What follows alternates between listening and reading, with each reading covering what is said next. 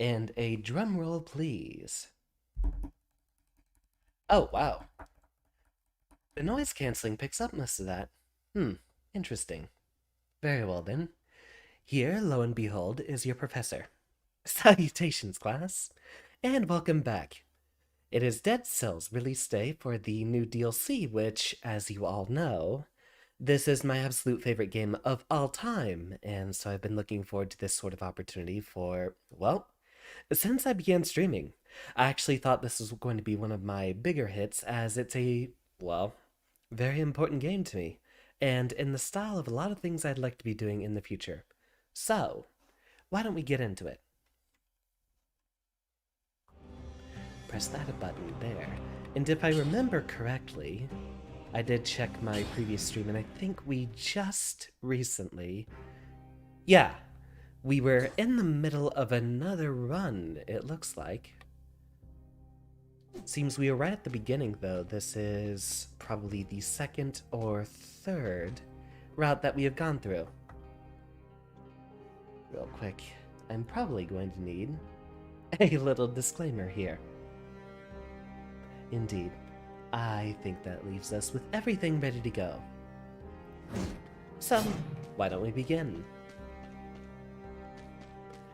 Right, we'll have to go ahead and talk to him about all of our cells first. Now, the new environment we're getting into, I believe actually has an alternate route to the endgame level, so in order to get to any of the new content, we will have to be farther along, and we will have to actually make it to the last area in the game. Not counting the spoilers of certain DLC places. I can't remember what it was that we were investing in first. This will probably be it. This will allow us to build up more and more gold than previously. Backpack is good. I think gold reserves might be a little bit better, though. We'll change our investment to that once we get back to it. Upgrade our ice grenade as much as possible.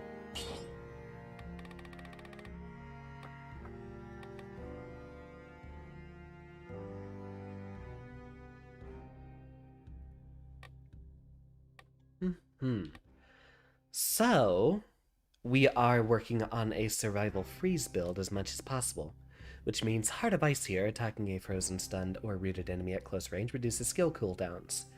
This synergizes with Frostbite, as we have an Ice Grenade which will freeze them first. Then when we attack them, we'll get a slight cooldown reduction, followed by them having a slowdown effect, both from the Crusher and from the Ice Grenade, which will have a little bit of extra damage over time. The Cudgel, the shield that we have as well, also... Right, 1 health flask. Ah, we only went through the first level. Was that it, really? Only through the first level, not counting, or, no, the second level. Very well, this is one part that we have to be very careful about, but since it is early in our run, I'm gonna go ahead and pick up this cursed chest. We will be avoiding these further on as we go. Now, normally, I would say... I think the difference in damage here is a lot more important than the extended stun from the Cudgel, especially considering this is a punishment which will be very good for us while we are cursed. There's lots of tiny enemies in this level, so if we're able to hurt multiples of them at once, it makes it a much smaller chance of us getting hurt.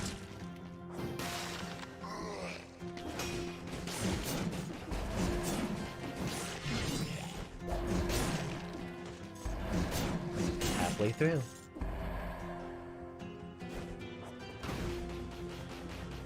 That should be able to take care of most of them, and then, one swing will do it.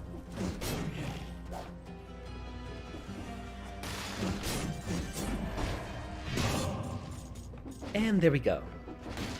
Curse lifted with no problem on our end.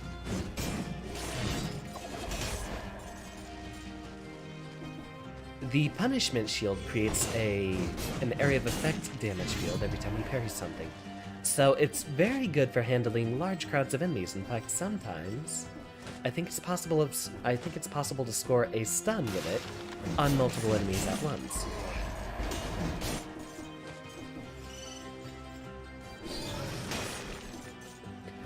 We did make the enemy flinch here, so it should be able to act as a defensive tool a lot more than you would expect from something that just does extra damage, since it will cause a lot of enemies to flinch. Enemies who might be immediately behind us readying attack can definitely get hurt. I might have to switch to using dead cells with the Xbox as well, because you will see, occasionally, even though I don't have an interface that shows my controller inputs, sometimes when I move to the right, it doesn't actually register an input. I think this controller's finally bugging out on me. That's jump cancel. Interesting.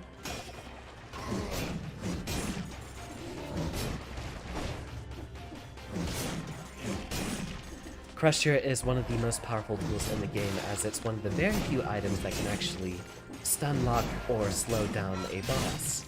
Well, not necessarily stun lock, but bosses, for the most part, don't flinch very often from getting hit. The Crusher, for some reason or other, actually just has enough power to do that outright.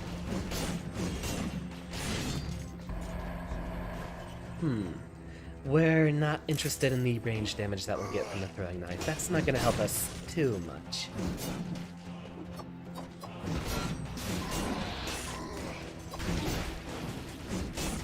And we were doing so well, too. Stomp on this guy. Parry.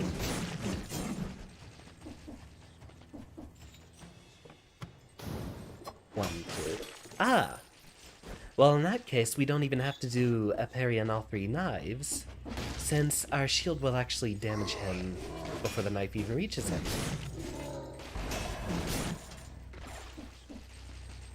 I keep hearing word that survival's supposed to be the weakest stat line, but I'm still not buying it. Every single run I've made, I've only been able to do with a survival build, but then again, I do try to focus on parries as much as possible.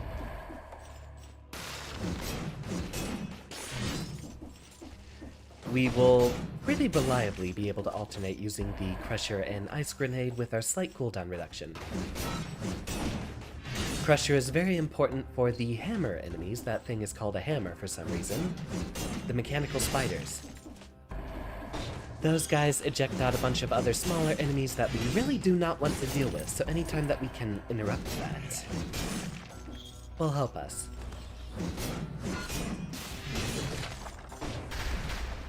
A War Spear. It's multiple enemies at once, and that's what the critical hit condition is.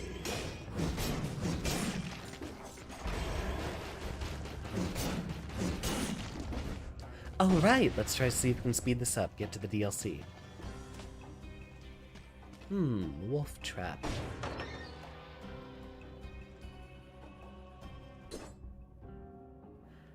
Crusher 1 versus a Wolf Trap 3. I think... Nah. I'm gonna go ahead and keep the equipment set that we currently have. Damage is a bit less important than the crowd control we get out of our current setup.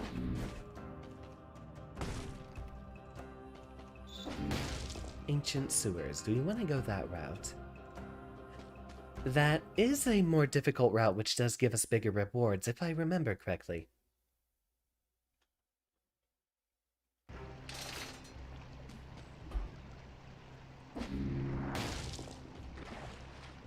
And in this level, or at least in between the levels, you can't get hurt by those vats of poison on the ground. Not very many cells are left over from those levels just because they're shorter. The third level, or you have an optional, essentially, second and a half level. Upgrade our shield. Victims freeze nearby enemies when they die, which is very important for us because chaining freezes will allow us to keep up as much damage as possible. Blind Faith, because we do want to focus on using as much of our CC as possible. We can go ahead and expend one flask. We're allowed a little bit of leniency since we are on essentially, I think it's 2 BC, right?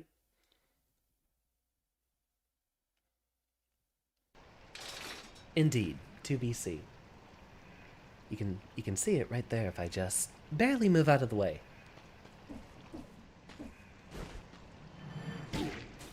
I pressed the wrong button. It's been a while.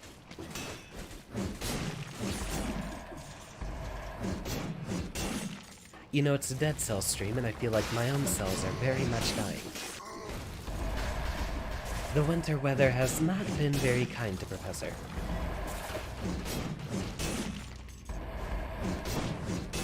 A lot of stationary enemies with high health like that mushroom guy, those we can definitely hit with the Crusher to slow them down, which makes it very difficult for them to fight back over time. I can't remember, have we done this little secret yet? I don't even know if we've been down into the ancient sewers yet before. So, what we have here is a little homunculus rune puzzle, and I'm going to have to remember how do we beat it.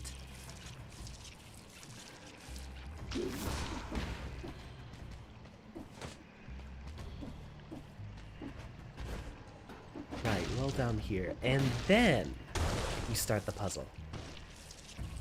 Looks like we have dealt with this one before, as it just has an item down there instead of what I think is normally a power-up.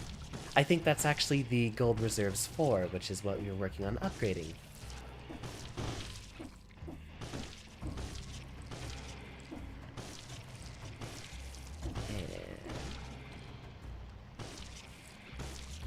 So, go down.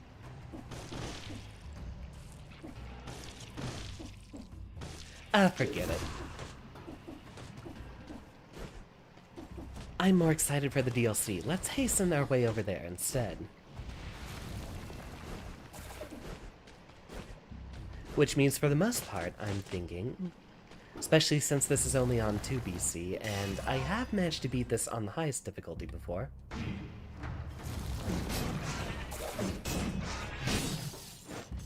We're not going to need every single scroll we come across, so we can skip a few of them between the levels.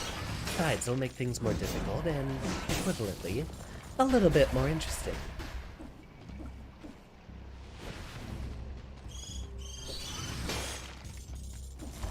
And there's that freezing effect taking hold.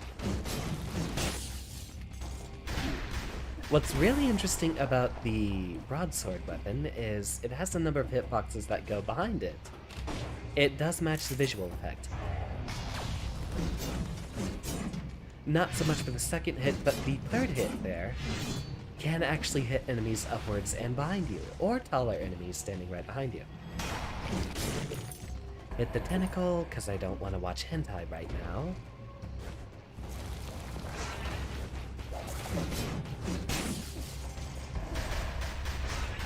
Slowing down our enemies is very important for us as we are very slow attackers, due to having a survival build. We have a lot of room to slow the game down and make a few mistakes.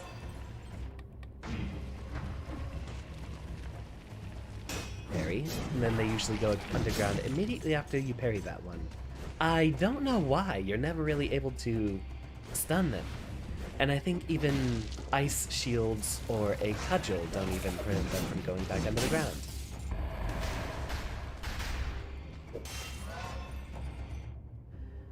If it is not a survival boosting scroll, we will instead opt for whatever gives us more health. We have a colorless item, but we haven't come across any legendary items we want to keep yet. The way legendary items work in this game is they scale with your 2 strongest stats. So, if we do come across a very, very good legendary item, we can go ahead and focus on 2 stats, instead of trying to focus on whatever gets us the most health. But in any case that we do find a survival scroll, we will be focusing on survival.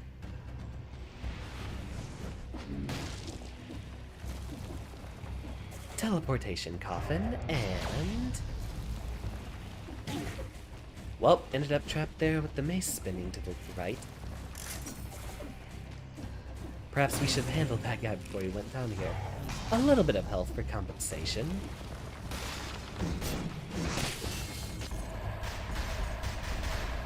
Ah, the Valmont's Whip. This weapon is actually named for the musical composer of the game. He's actually done music for a few other projects. I might go ahead and check out some of those other games, but I don't know how any of them play yet. This looks to be promising. Indeed. A much better version of the weapon we're already using, so obviously we have to take it. No decision to be made there.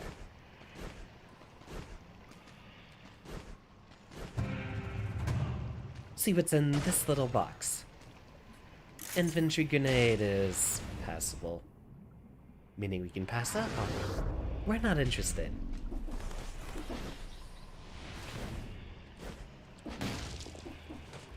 The ancient sewers are a bit of a messy area to explore, so it's gonna take a while to get us through here.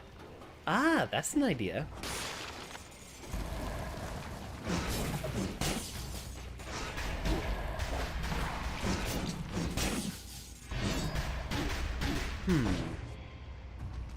I think, just as it helps our survival a lot more, let's go ahead and pick up the tonic.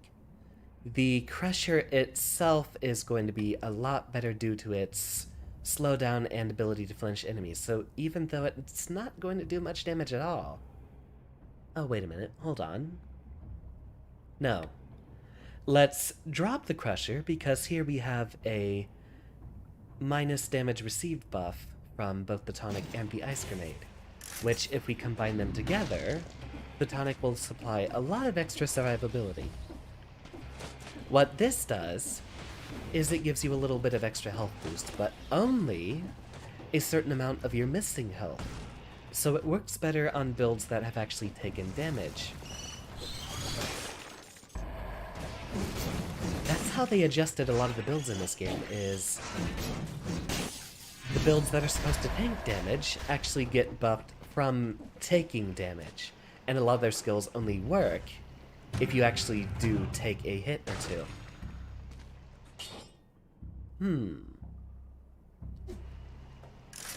I do like the bonus damage after a parry, but for the area of effect we'll keep with the punishment. Wait. That's right! After a patch or two ago, they made the teleporting shrines like that actually make you leave the room that you started in. Okay, fine. Don't actually break the door when I roll into it. Thank you very much. We're not concerned with the modifiers so much as the fact that that one had 2 level ups on survival, which is what we're trying to focus on. Welcome, Error. Have you been here for a Dead Cells stream yet? This is my absolute favorite game of all time, and a new DLC just dropped. Take a look down here real quick, and pick that up. That's why we have the punishment. We can attack all the other enemies around here, just by parrying the one. We should be approaching the boss room pretty soon, it looks like. Funny that we haven't actually come across it yet. Oh! What the heck else did I hit down there? Parry the instant we see the exclamation point. Got it. We are not concerned with the sound cue on that one, as it's a lot harder to hear. That was a lot of explodey guys. Mostly survival items.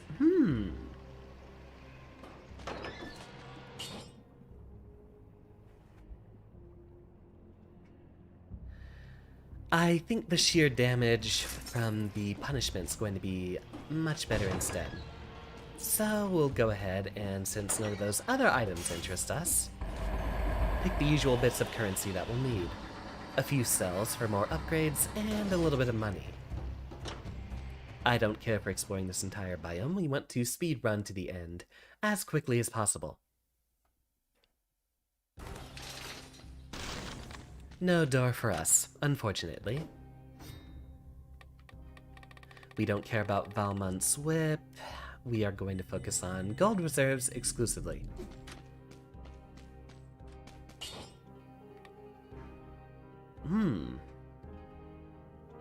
Just because I want to save the gold for a few future upgrades, there's no guarantee that we'll get a rare modifier, the 40% damage buff there, if we upgrade it again.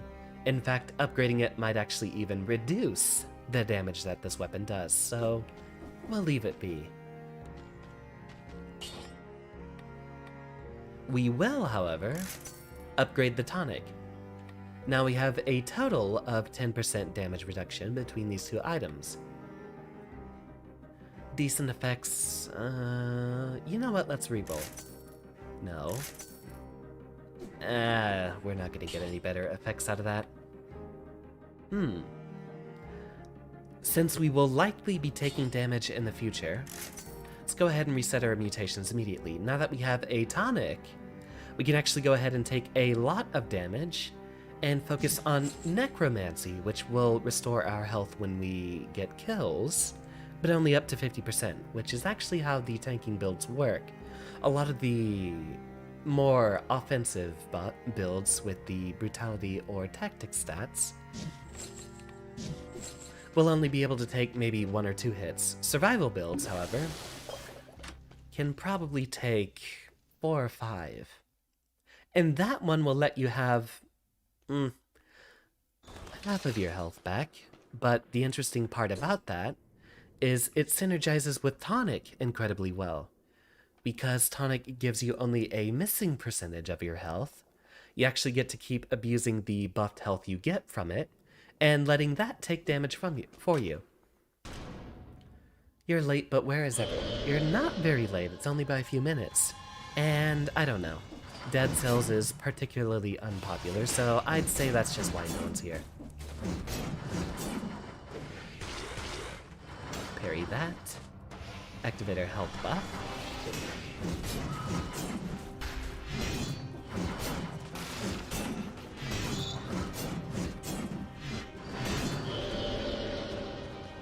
Right, this is what we should have saved the tonic for. Parry and roll, since a lot of those are about to attack us.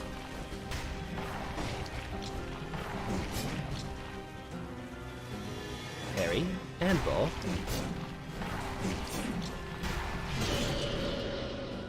Next phase starts. One of them always slides in from the side, and still no damage less run.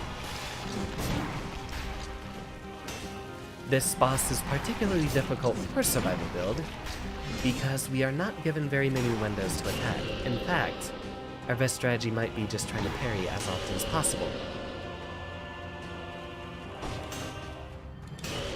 Not so much of a problem when they're down to 1, though.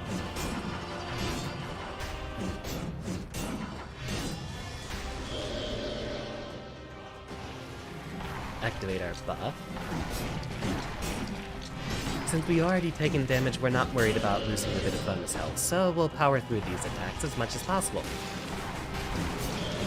Yeah, you see that? We launched a freeze grenade, and somehow, Tentacles still kept going.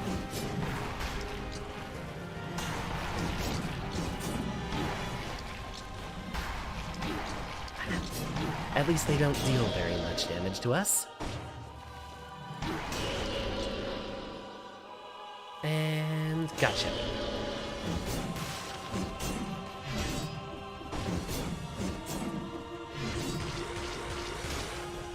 Funny how the Cthulhu-esque boss is one of the first, and not one of the more difficult bosses you fight later in the game.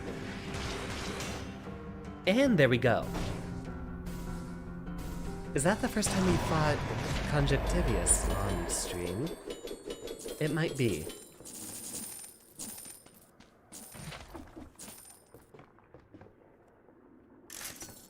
And let's see how this compares. Tonic 5 versus a Tonic 4 Plus. We will be taking the Tonic 5 as it has a freeze effect at the end of it. Slumbering Sanctuary, but we do have the Spider Rune now, which means we can route our way to the graveyard. Double checking real quick just to make sure there's not an exclusive route for us trying to get onto the last biome. Dead cells biome map. It's in my search history. I've done this before.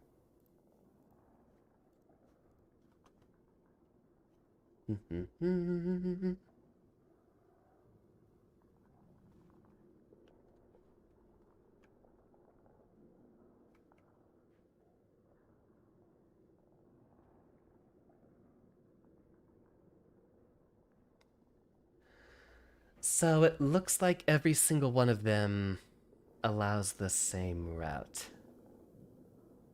Alright, it doesn't matter which one we go through. We'll still be able to get to the DLC content no matter which route we pick on the way there. And resume.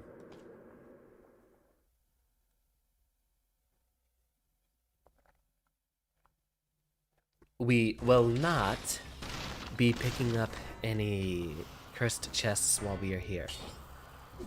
As always, this is basically the biggest cell sink towards the late game, and that's what we're always going to focus on every time it comes up. I've already spent all my cells, so we'll do that just fine. Yeah, we can go ahead and use the flask. We're not too concerned with stocking up too much money. Health is way more important than money in this game. Don't have anything else to do, still waiting for your friend to finish the drawing for your new animation. You're so tired and can use a nice sleep, but you just came to say hi. Have fun. Always glad to see you, Era.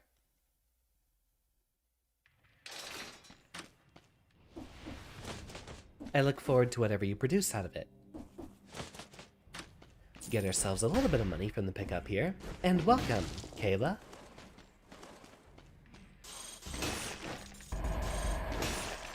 We are routing our path to the new DLC area, which should be wonderful whenever we get to it. And I have high hopes, as it's essentially an alternate final boss, which I think is a first for this game.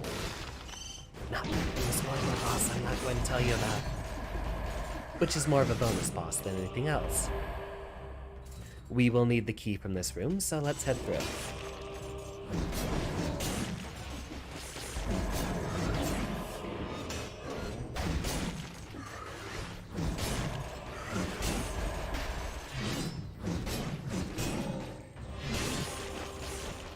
Ooh, perfect.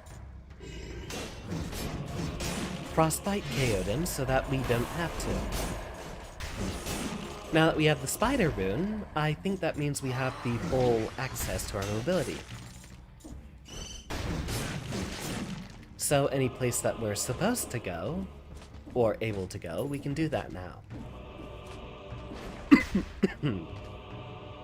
We're just concerned with stealing the money off of that in case we need to buy some very important health pickups later. A shame you can't just invest extra money into scrolls.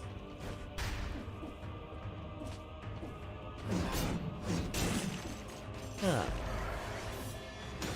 I think that's new. The effigy, or the statue in the background, I don't think I've seen that before.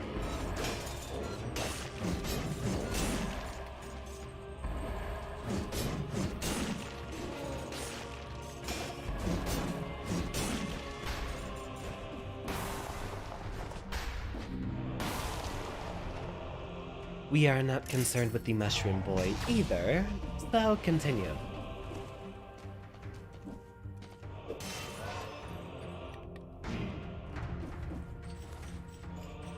Freeze.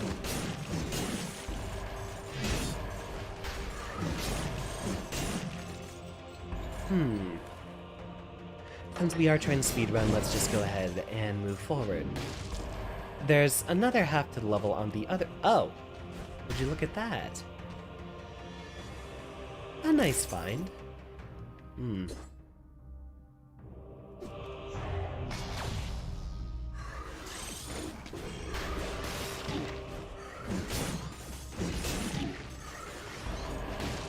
Well, now that we are officially under half health, we do get to make the most use of our tonic.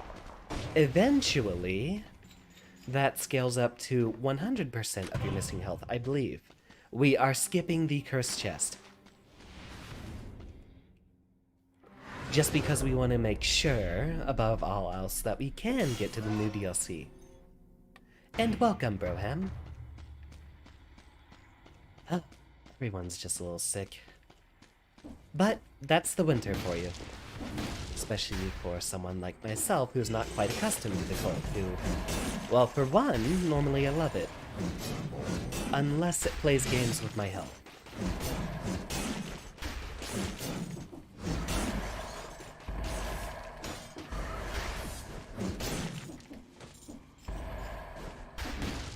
Have you been here for a Dead Cell stream before? I think I've only had maybe 4 of them so far. I absolutely love this game, but for some reason, even my own viewers don't seem to get advertised this one. I think this one's actually just not showing up in any algorithms. We can't do that route yet. That one requires 3 BC to actually get to. Funny little secret. You have been for each. Ah, well then.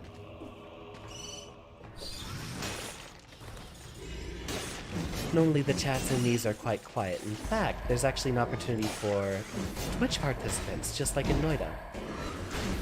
But with the way this game's set up, I have to have Twitch participants if I want to turn that on.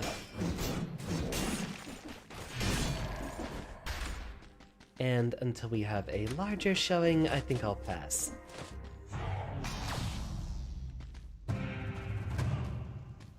It is hot in here. I will have to turn off my space heater real quick. Toasty!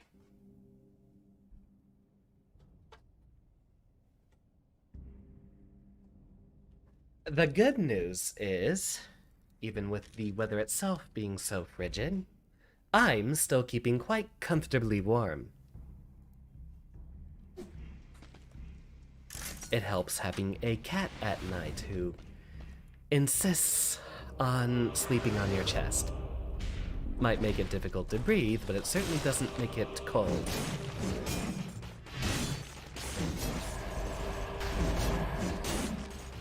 What I really like about the setup of the tonic in this game is it's sort of a preemptive way to keep yourself healthy. Essentially, you have to predict that you're about to make a mistake since it gives you that health barrier. You can't just use it to restore your health after you take damage, for example. It's only usable as a preemptive measure. A vaccine of sorts, since it is a syringe.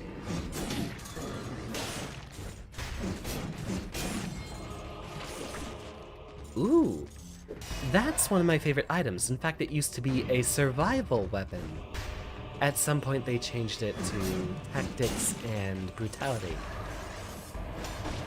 Well, just recycle that, since we do have a way to restore our health since we are floating around the 50% mark.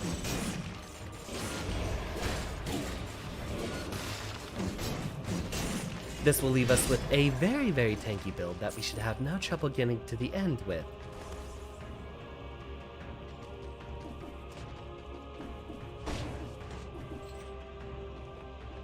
As much as I love that area, that's the more difficult route.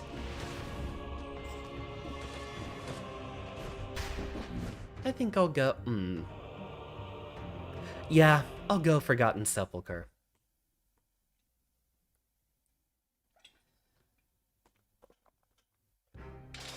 I love this game. Whenever I get to game dev, something like this is basically what I'm shooting for. You know what? Let's actually see if we can just save up cells for the forge. So I'll hold on to those.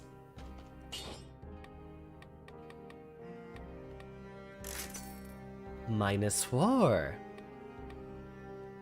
Ah, but we lost our freeze effect. It's not really gonna matter quite as much. We'll still go ahead and take the extra health, as we don't actually get any buffs from having the health missing so much as it enables us to use more defensive measure to reduce us from taking damage. We aren't running a build that actually gets stronger when we get hurt. That's available from a few brutality strategies. Again, skipping the cursed chest.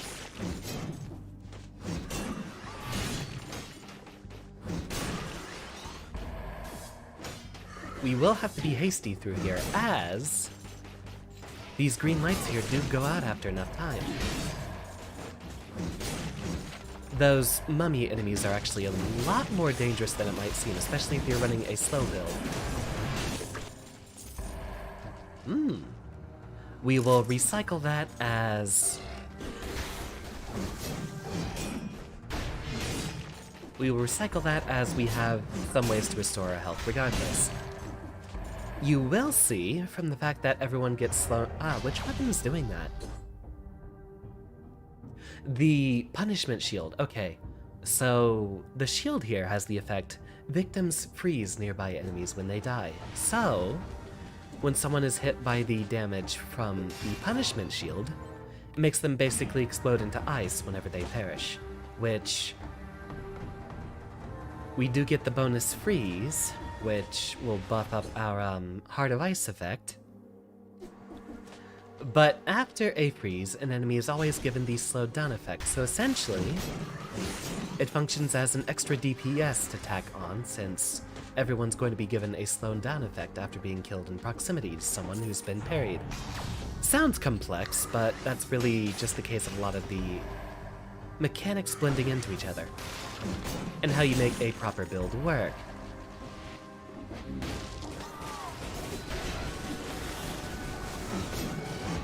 I wonder if that tantrum is blockable. We will not be taking the time to test and discover.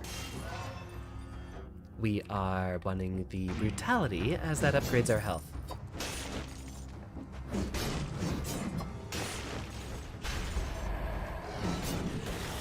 And freeze those guys as much as possible, just to slow them down enough for us to not have to deal with their attack.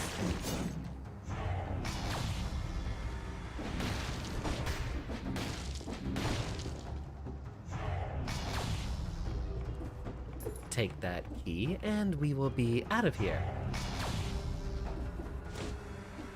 Now this area, you have to stay around the lights. If you spend too much time in the darkness, you start slowly taking damage. I believe it's 2 keys that we need to look for here. Ah, just the one.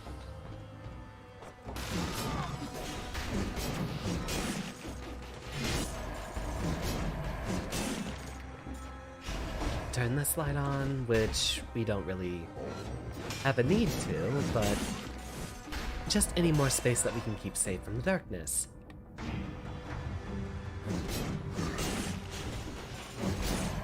Pop our tonic, since there's a lot of enemies here and we'll probably be taking some damage. Really? Oh, there it is! Okay, so you see it on the broadsword too, but it's not highlighted with any special text. We have a similar effect from the broadsword. Victims slow down all nearby enemies when they die. So, when we land a chain kill, it applies frostbite to all of the enemies surrounding them. Essentially, if we kill one enemy, we can go ahead and start massacring an entire crowd, as all of them are going to be much slower to hit back, on top of taking taking damage over time from the frostbite effect. I think this was the area that we needed 2 keys to get past.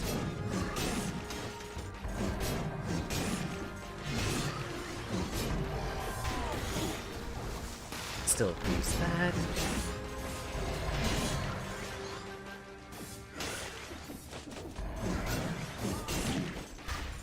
And it even applies through walls, so if we have some difficult enemies on the other side of a wall, we can just deal with a few of them in front first.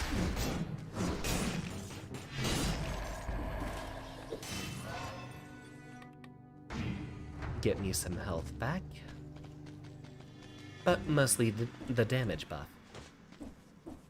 That's generally the meta in Dead Cells. You want to focus on buffing your damage more than anything else.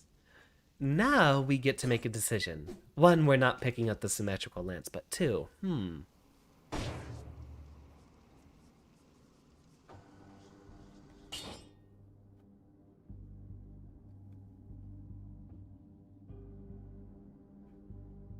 6 versus A5 plus. Nah. I think we'll stick with the ability to tank more than anything else. Just overall giving us a better chance of getting to the end, and that's what we're most concerned with.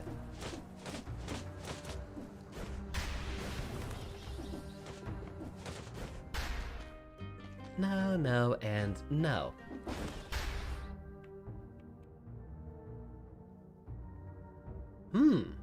There's a serenade over there in the end. We have another route downward from here, so let's go in that direction.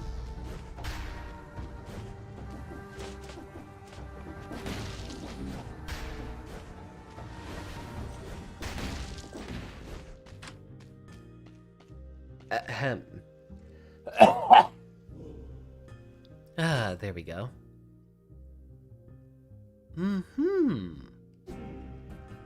Slightly more damage. Oh, wait, no. Less damage. Because it's not an S.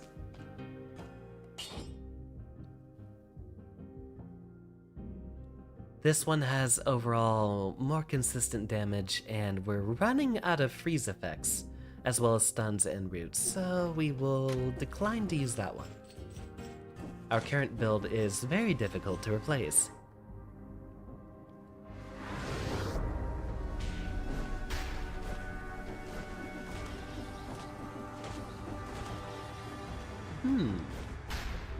So it is in this direction. There should be a key at the bottom of this area. With the way this level's structured, this one you kind of have to visit every area before you move on.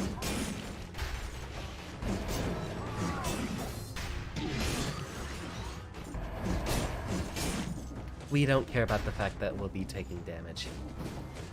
That's just a conclusion of the build that we're running. And that's coming back, period.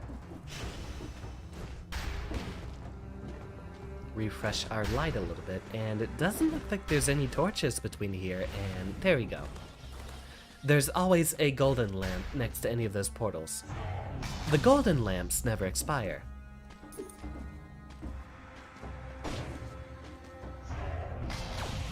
Ah, look at that beautiful pixel art.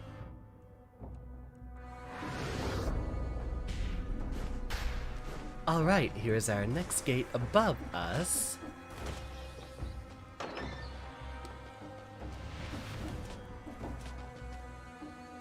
Check in our little door here, and... ooh. Hold on. Ah, drat. That,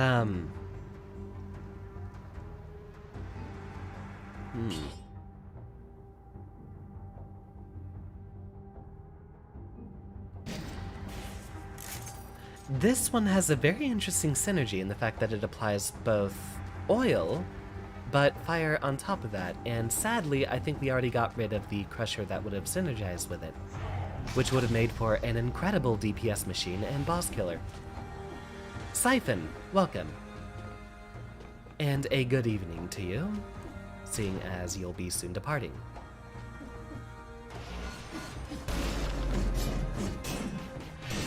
Get our damage there. And while they're slowed down, we don't really have to worry too much about all of their attacks. Oh, right! We still had one more rune to look for. We did have a very valid reason to come here. The Explorer's Rune. Whenever we explore about 90% of the map, the rest of it will be revealed to us. In case we miss a little bonus here or there.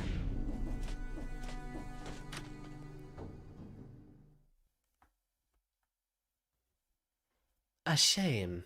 I was really having high hopes for this night, but it seems a lot of folks are busy. I didn't even see any of my friends streaming on Twitch before I began here.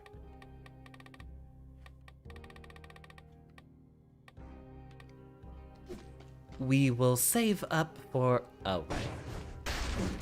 We will save up for the forge, which should be right after this boss. Drink our flask, pick up another charge.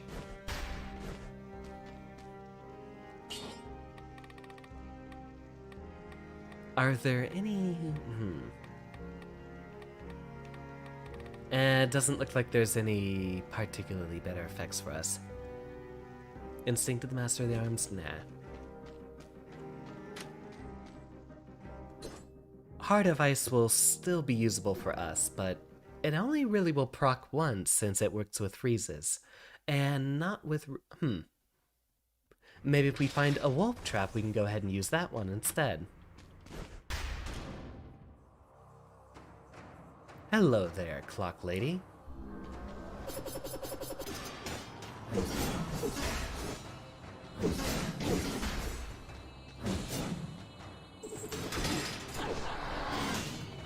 Got our parry.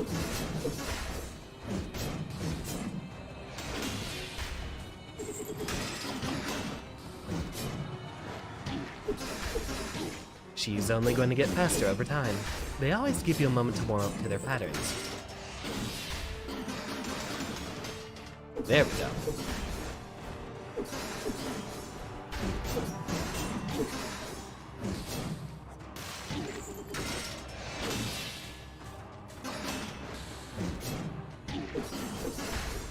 It's very difficult to judge the timing of that shuriken attack right there, as she'll either move forward or backward after she uses it.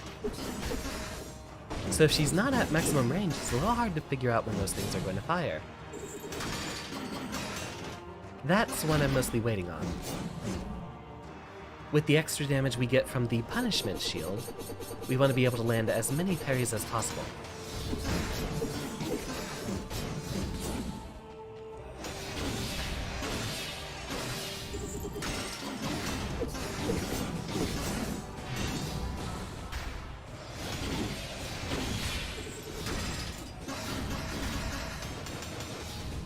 Drink that, and good.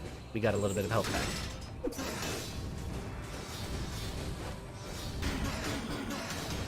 Teleporting everywhere.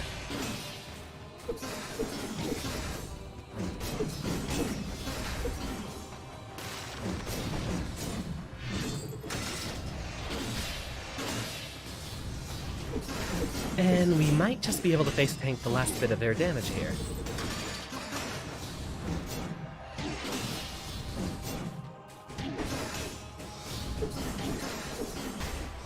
Nope, not happening this time. Do I pick shield or bow? I pretty much always run a survival build, so... my favorite build in the game is... let's see... Rampart Shield with the Rhythm and Bazooki. That loot is just incredible.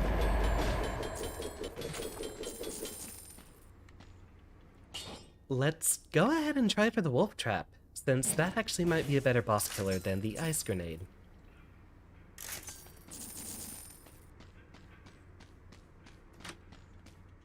Was it you, Siphon? I remember one of my newer viewers from a Terraria stream actually said Dead Cells was one of their favorites.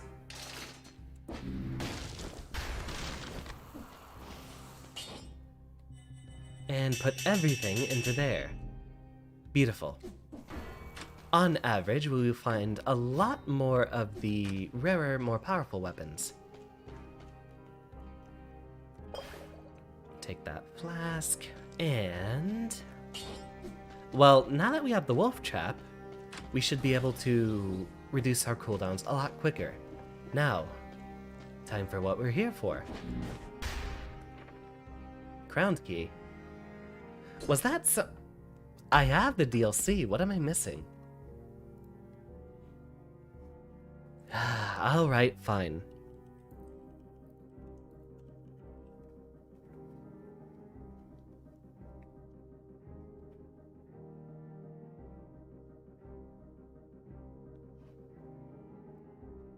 Was there a key that we had to get at the beginning of the game? Sort of like with the giant. Is that what it is?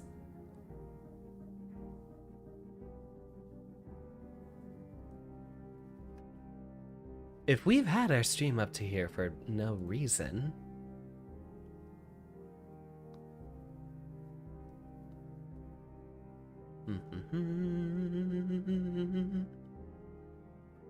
Da-da-da.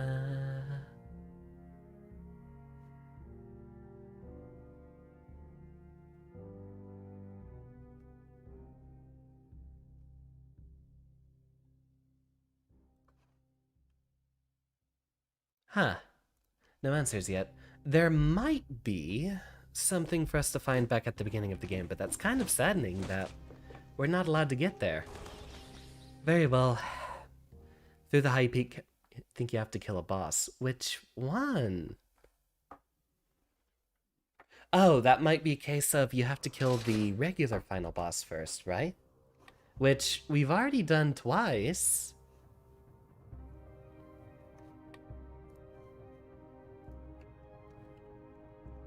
Dead cells, how to unlock... Oh wait, no. Dead cells, crowned.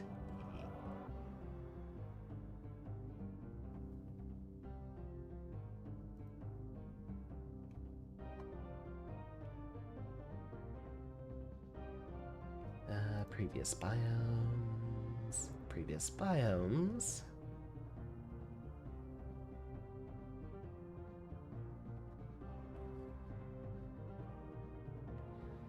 Can be accessed via clock room, guardian's hair, and mausoleum. Before being able to enter, players must speak to the fishermen in the toxic sewers.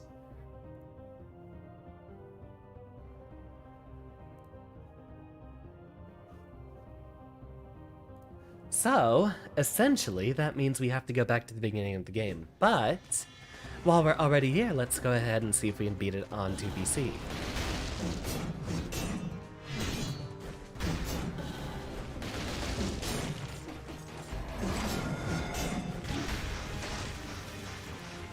Run away.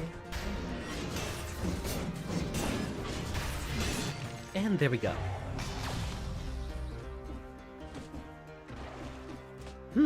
Another crusher.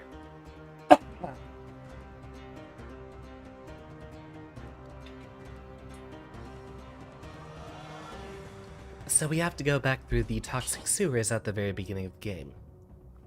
Good news is that that is an opportunity we never were allowed to have, as we already started the stream past that level.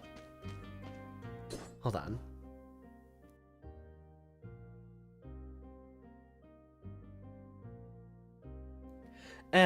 You know what, real quick. Bathroom break, and I'm gonna go cough my lungs out for a second and be right back.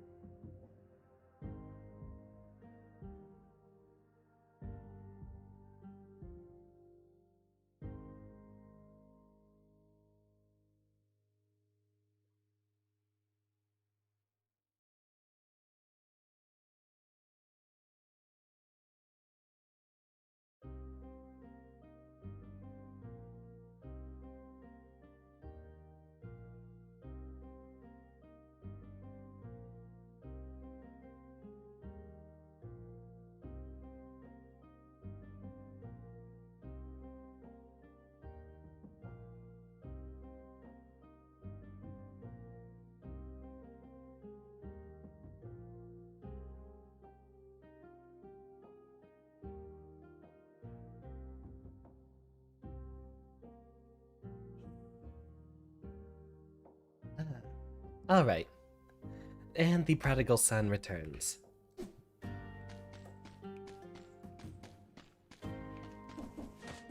So, right now we're just trying to make sure we don't take damage.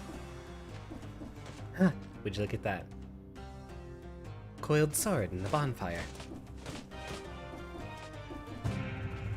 We don't want to take damage to our regular health, but we want to be able to tank through any of the difficult rooms or enemies using the bonus health from the tonic. If we only take damage there, then we're able to restore our actual pool of health back up. Now these guys will attack you through walls, which is why we are preemptively making sure we have the barrier up. You will see that our health is slowly restoring behind it. And there, we're back to about roughly half. Right here in the middle, we can go ahead and hit both of them since they both happen to be facing away from the midpoint between those two. Dodge that. Sell that. High Peak Castle here. You have to get through 3, or actually 2, of these 3 specially colored rooms in order to get to the end. But I usually go for 3 since you'll unlock a bonus room and a guaranteed extra scroll if you do that. Being rooted by a wolf trap actually prevents an enemy from turning around, and that's going to be a very good method for us to make sure we can reduce the cooldown of our tonic as much as possible. It has a very long 30-second cooldown after it expires, and we just took damage we were not wanting.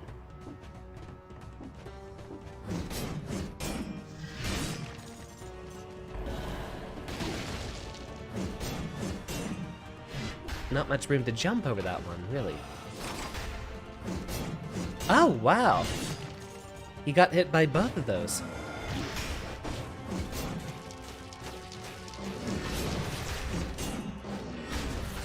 I know that guy has a very long cooldown between any of those tornado attacks.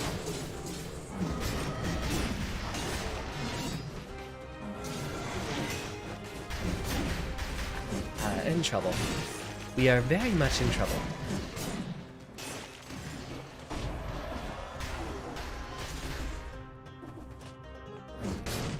We are not flasking yet, as I still think we have a chance to restore up a lot of our health.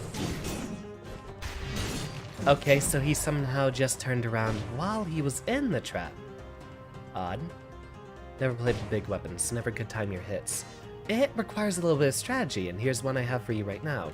Swing 1, swing 2, 3. So it's the third hit they turn around. I parried early. Well, 2BC has hands! The good news with that, though, is now we are allowed to go back into that room that...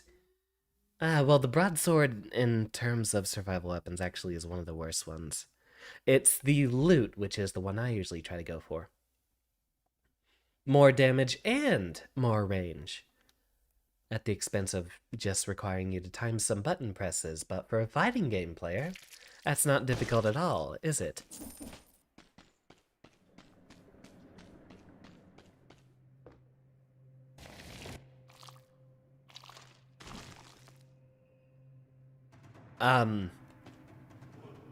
Dear prisoner, tired of killing the same monsters over and over?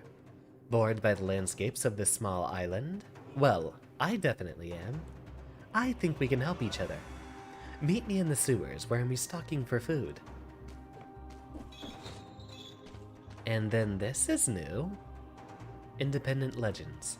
This strange book oh, wait, this is the new patch. This strange book tells the tale of heroes from other worlds. Some of its cryptic sentences could seem to be providing clues. But for what? This page is titled Blasphemous. Cause this flask in your head is bad for your health. Okay, I guess. This one is called Hyperlight Drifter. It tells the tale of a man in a drifter outfit and his reliable sword. Clear as day. The subject here is Hollow Knight, but how much can you bounce? Bounce! But how? Guacamelee, a story about the savior of the Mexiverse that fought countless undead wrestlers barehanded and barefooted. Always up for a good fight. Curse of the Dead Gods. It says that a seasoned explorer knows not to get hit by those nasty traps once. Who could have thought? This part is titled Skull. Have you heard of the tomb of that foreign little boy? Not until now.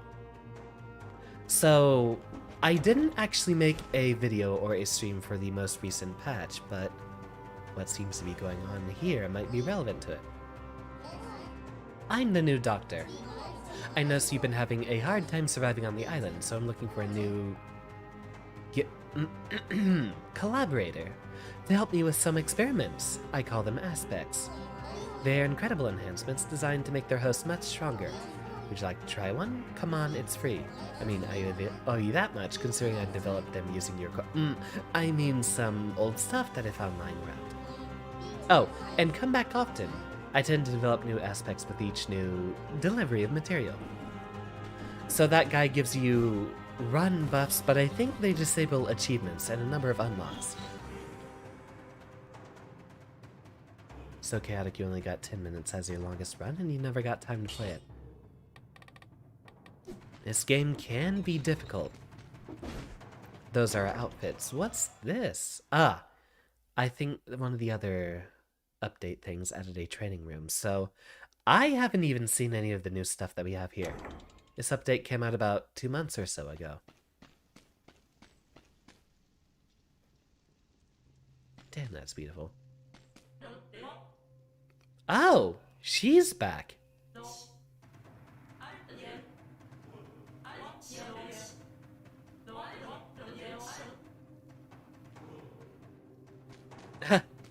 And they had to bring her back for it. So we're not concerned just now. But this is the training room where you actually get practice to fight against certain specific enemies. Only ones that you've defeated before. Every action-based game like this requires a training room of sorts. The very clear winner here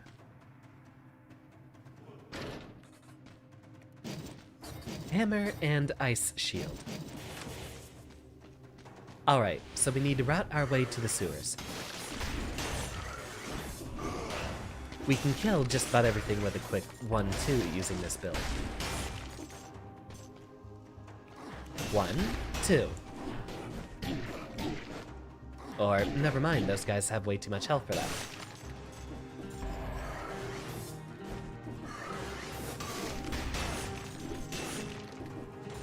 Very well, we'll have to make sure not to get hit again. Spend too long away from the game and you go rusty.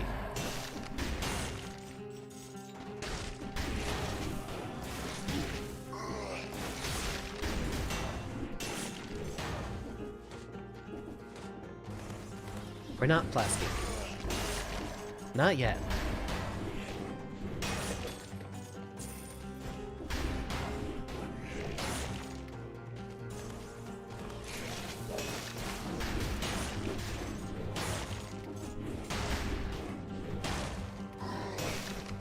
And while he's frozen. Now, it is possible to find a hammer with a bonus damage versus frozen enemies effect. If you can score those, then we're in the gold.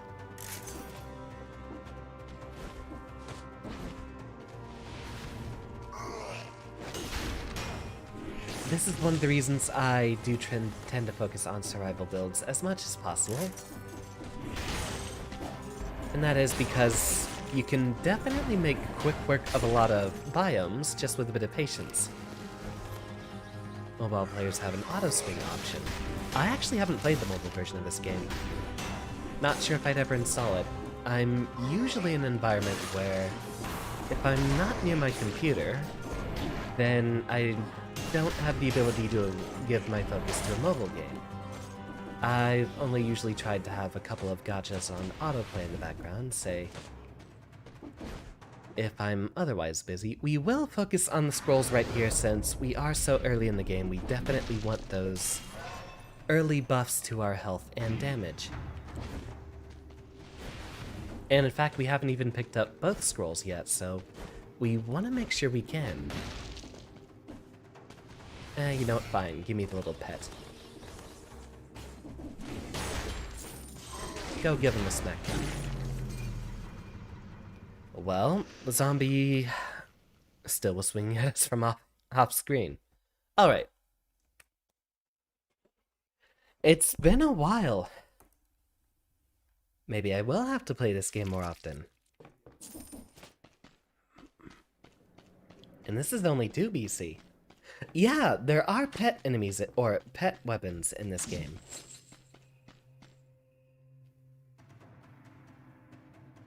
Switch things up. And whenever possible, I always build for shield. Now this one should be a little bit more interesting, and quite a bit faster paced, as we will be taking the initiative with this build instead.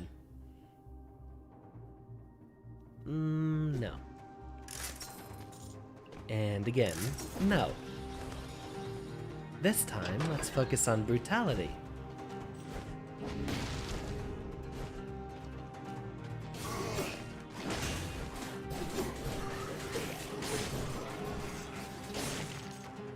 So, Serenade here, our little sword friend. You want to alternate having the pet attack autonomously, and then you can actually equip Serenade as... You can equip Serenade as a weapon. Nice little friend here. And you just want them to attack alternatively, as you'll see it builds up, stacks up a little debuff every time it hits an enemy. The sword's pointing in one direction, you switch to Serenade and then attack him with the other direction for crits.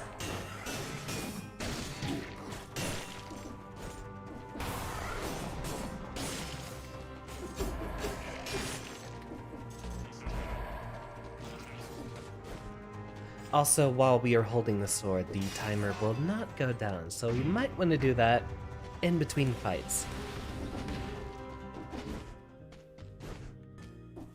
Good news about brutality builds is that we do also have a good number of ways to restore our health after taking damage, but we have the added bonus of generally having a faster game plan and faster attacks.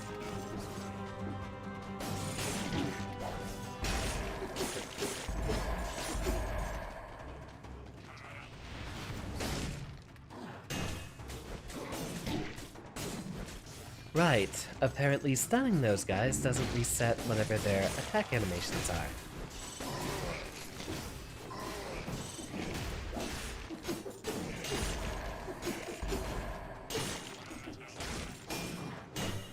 Thank you for swinging by, Siphon.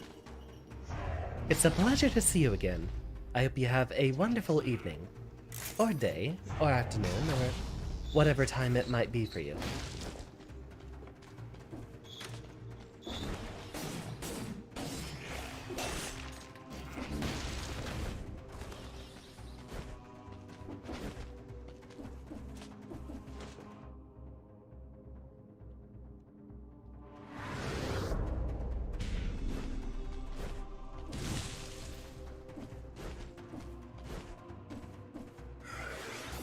Parry. Darn. Missed that one.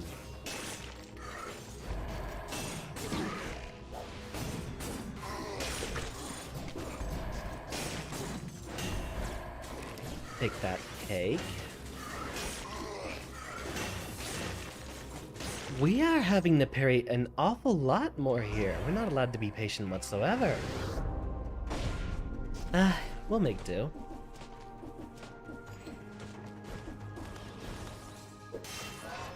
This looks like a new lore. Wait, this one should be for the Hollow Knight stuff. You do have alternative player models as of one of the most recent patches. This place feels so peaceful. Feel like sitting on it would be a great relief. It's good to be right. No sleeping animation for him, huh?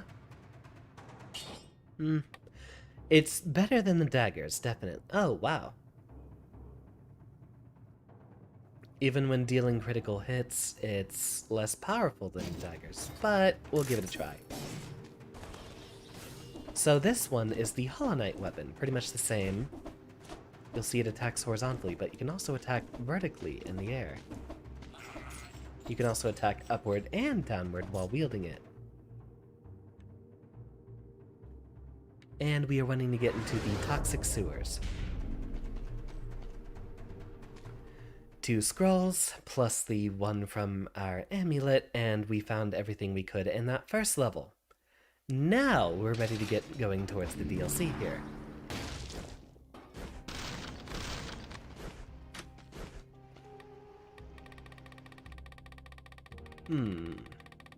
While we're here, we can try to look at some of the brutality-based weapons. I think the frontline shield might be a very good idea. We'll focus on open rooms later. For now, let's just get all the gold that we can. Try to unlock one thing at a time, for the most part. Everything here is something we can afford to swap out, so we're not gonna care. You know what? Let's go ahead and pick YOLO, just to make sure we can get as far as possible. No need for healing, so we'll sell that flask.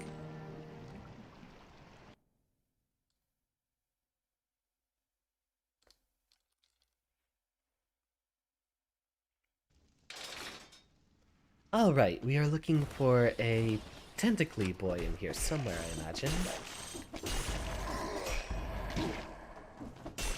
That might be difficult.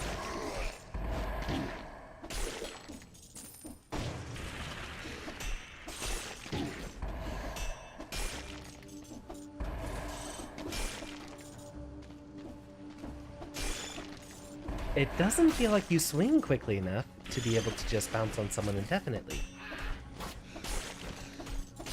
What goes up must come down, essentially. Yeah, you do fall slowly. Okay, so we can't keep that up forever.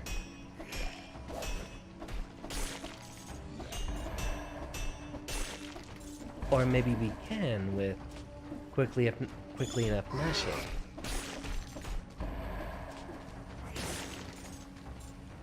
Go ahead and bring our boy out. We will try to initiate a fight with him, but then mostly let him do his business.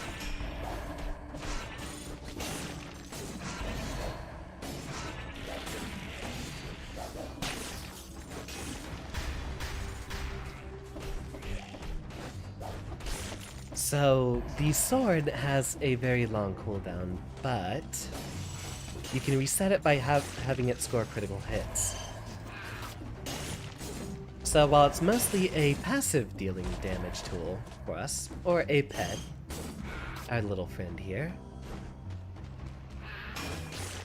we do still want to use a couple of swings out of it just to make sure that we can get the critical hits. Which will reset the timer, because you can't just turn it on and then let it go attack everyone. Eventually, you'll run out of sword. And to think we just landed 30 kills without any damage.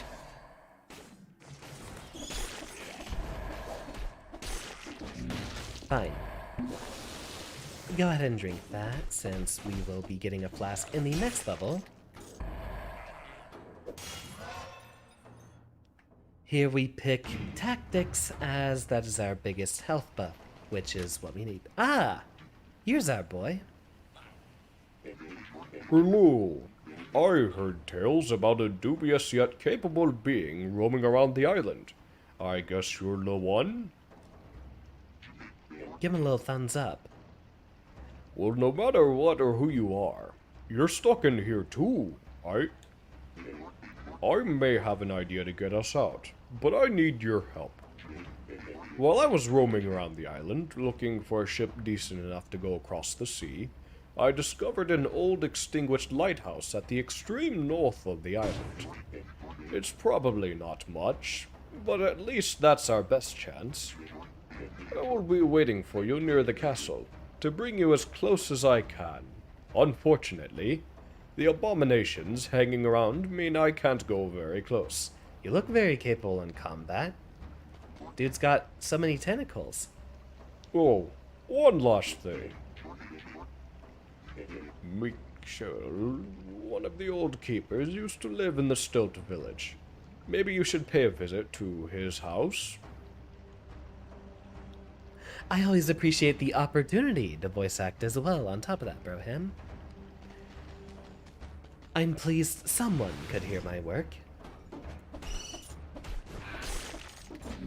I figured he'd sound kind of like Hermaeus. Well, that wasn't necessarily a Hermaeus Mora impression.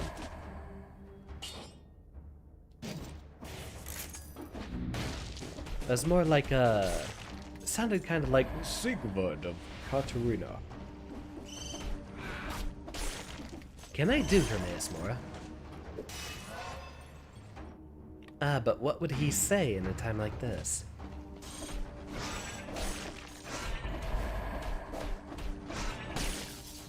He'd be saying something about a lockbox, and otherwise speaking very slowly and drowsily. If there's a voice that can immediately come, it's like a slowed down secret. Yeah, that's very close.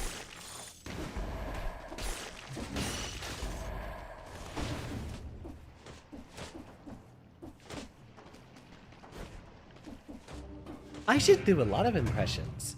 Or maybe an impression compilation. Now that is the damage I'm talking about. Bonus damage on stunned or rooted enemies, huh? Shields usually stun an enemy for a short moment, so we might be able to score some damage doing that.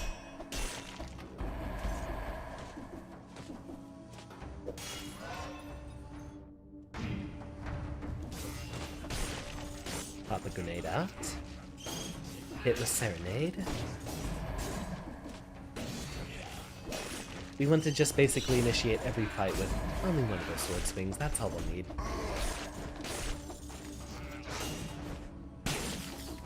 We don't have very much room to be doing pogos in this area.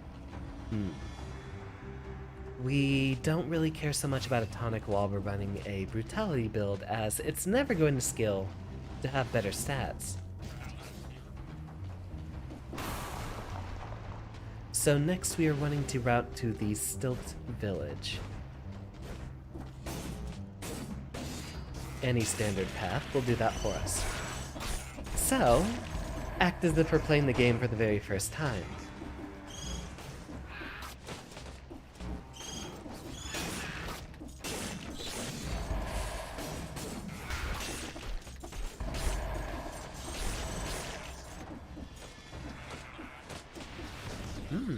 We'll have an alternate ending here. I'm very intrigued to see what's going to happen.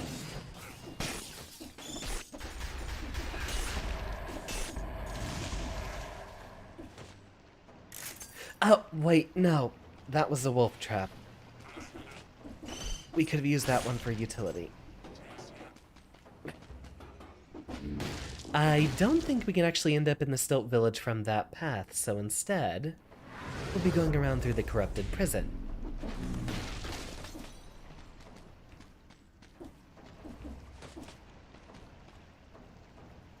Balanced blade with bonus damage versus a bleeding target. Paired with our bloodthirsty shield, we have a much better damage alternative. And there, our sword boy has just expired.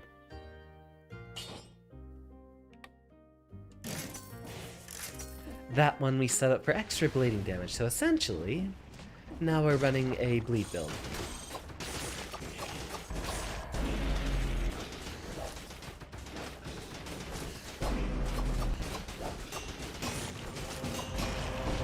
And I couldn't tell any of the attack tells there.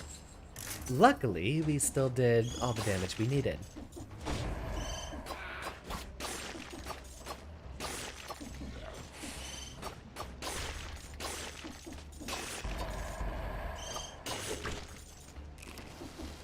Cheese for everyone! I can't do Wes Johnson. On second thought, no cheese. Whatever he sounds like.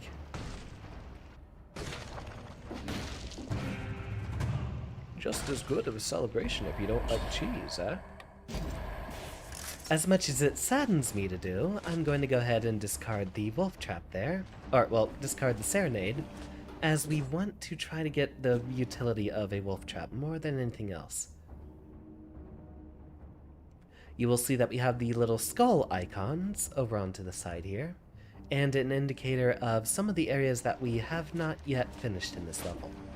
But we don't care about any of the other stuff going on over there. Onto the corrupted prison we go.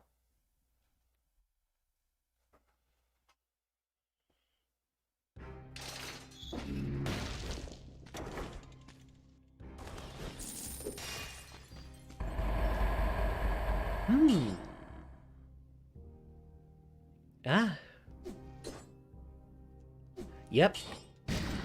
We have a lot of DPS synergy here.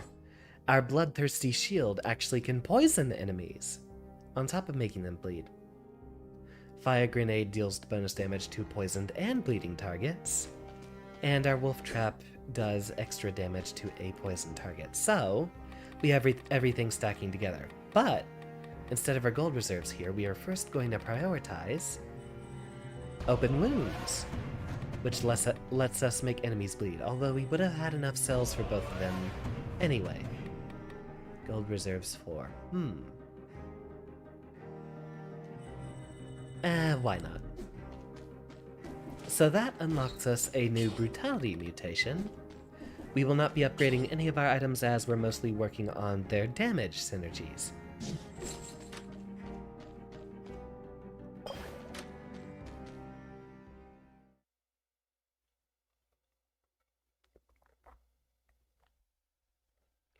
While we are still early on in the run, we can go ahead and afford to get one of these cursed chests. Just this one, which, most importantly, has a colorless wolf trap to provide to us. Since it's colorless, that's actually going to scale with brutality, which is a stat it normally doesn't work with. We also have 2 traps that let us basically engage enemies passively.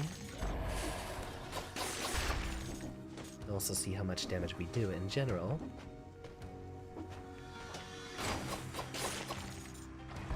Is there another enemy down here? No. We will be avoiding the miasma up there. And there we go.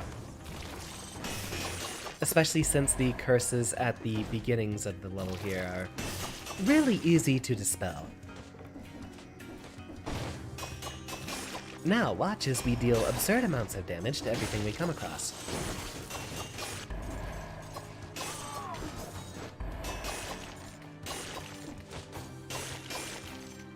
If only we had the Predator skill. That would let us be invisible every time we struck one of these enemies dead, so we'd basically be able to go on a kill streak through the entire biome.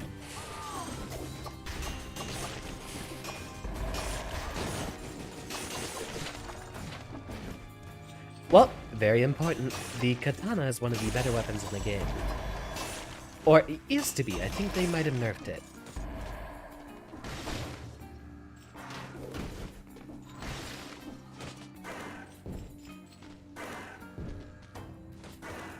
Come here.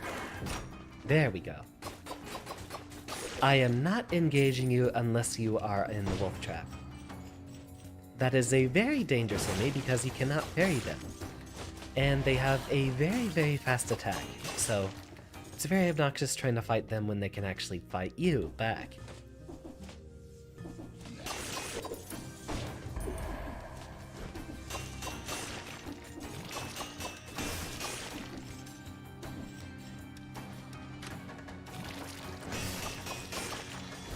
Oh yeah, we're going to be doing a lot of damage here. I wonder if those damage buffs stack multiplicatively or additively. The first hit will average about 300 damage, but the second one does almost double because of the extra damage it applies to bleeding enemies. And there's 60 KOs. I don't think we're actually rewarded for doing that. Maybe not on this level, but it's a good demonstration of how much damage we're able to do without taking any in turn.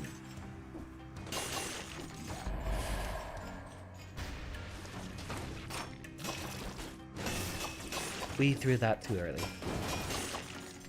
Luckily, if you can get in a good couple of swings in the air versus those guys, you're not going to be on the ground. Their attack actually only hits the ground. Let's go ahead and check this one out, see if this is better. And nope. So we'll just sell it.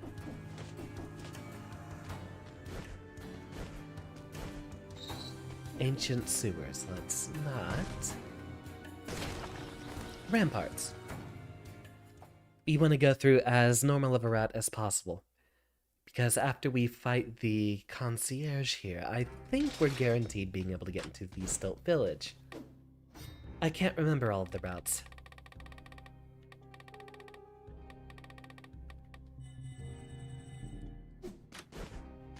We have most of the weapons and items that we want to focus on.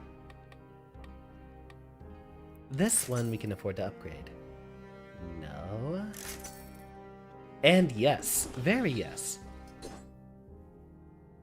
Absolutely.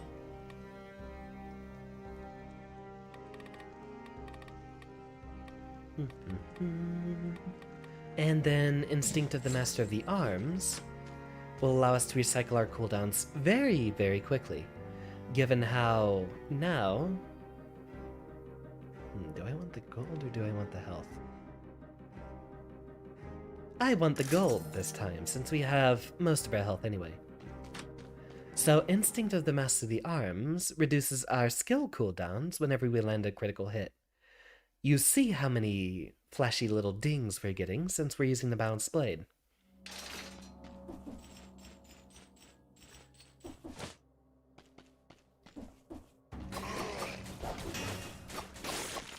Combining all these together and we should be able to be a DPS machine.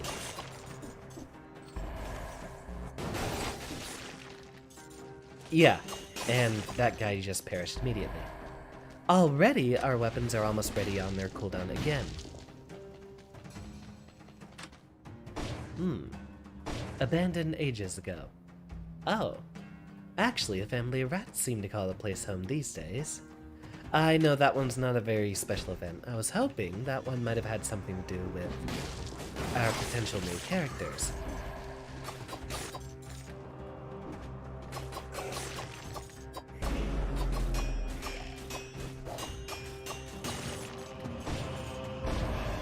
Oh! Well, if we weren't running a brutality build, that would have been a very interesting weapon to do. Having a weapon that stuns every time it hits. I think you only find that on survival weapons as well.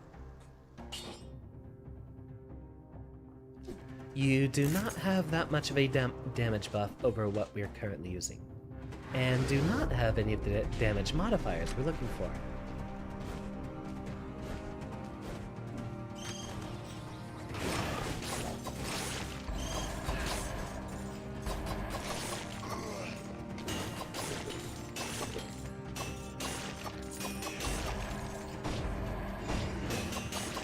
And cooldowns are ready again, since we're scoring that many critical hits in between. This build looks very, very promising.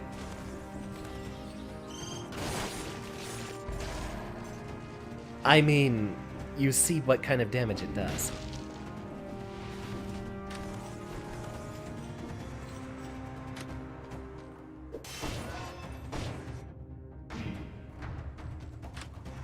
I've heard about mods for this game that add custom sprites. If this ever does become a mainstay, would be hilarious if we managed to make an entire set of Xander sprites, or at least if we could do a custom palette, that would be wonderful.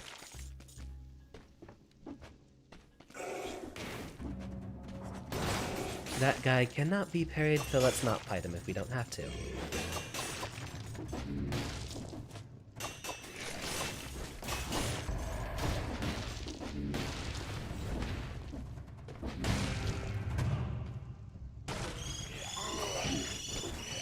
And there we took damage. I should have just immediately thrown out all the traps as a panic response. Funny enough, I took the moment to read your response there, Broham. And it was that diverted my attention for just long enough. Oh well. There's probably enough enemies left in this level that we can go ahead and kill any of them. Paid them off. So you know I'm not stopping the stream until I get to the DLC then. You're wanting me to suffer, aren't you? As long as possible. Oh, wow, we don't have to worry about those guys if we have crits already lined up, so maybe we can go ahead and attack them.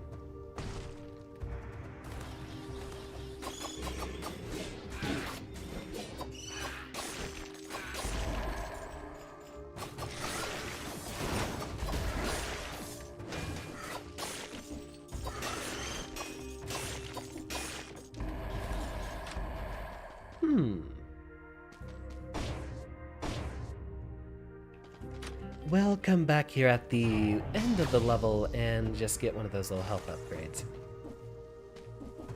Oh, right. Again, we're teleported outside of the room with that now.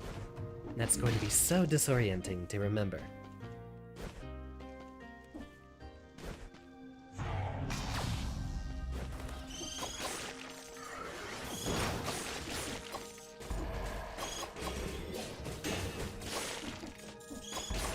Perfect. And we have crits again. The crit condition for the Balance Blade here is that you have to land a bunch of consecutive attacks. So it's actually very, very, very good against bosses, since a lot of them have very slow imposing attack patterns, and will have enough health to survive multiple hits. We will go back and attack these fellows, as we're gonna try to see if we can get 60 kills without taking damage again, which will unlock a colorless item for us, I believe.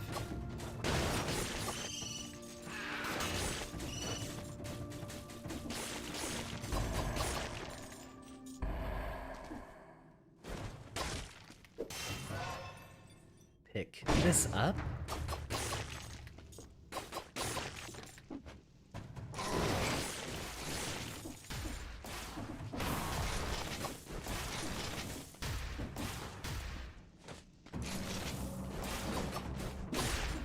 There we go.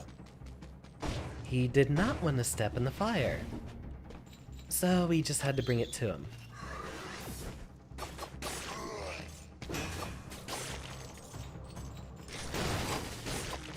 And you see how quickly he goes down when you don't have to manually attack him.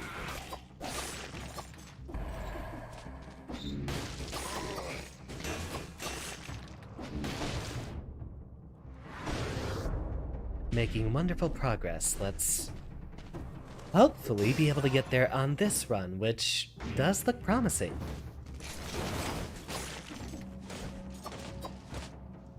Okay, I think that might be a new movement technique we just discovered.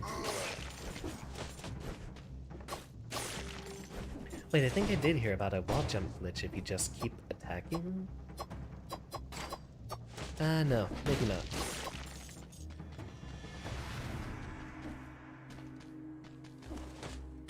And here it is, at the actual end of the level, is where our elevator was. This can actually spawn in any of the spots along the map here, but this time, only at the very end. They might have updated the level generation to only do it at the end of the level.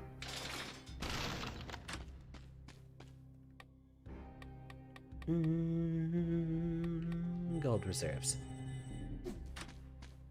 Because we will be dying a lot, and making sure we have that money is the most important part of what we're doing here. We have an alternative source of poison here, so... wait, we forgot the healing items. So right here, let's go ahead and upgrade the Bloodthirsty Shield. Burns enemies blocked with a parry, victims burn when they die, so it's another source of DPS simultaneously. Anytime we do need a lot of damage, we'll just throw down both the Wolf Trap and the Fire Grenade together. We will pop that flask. And Concierge, easiest boss in the game.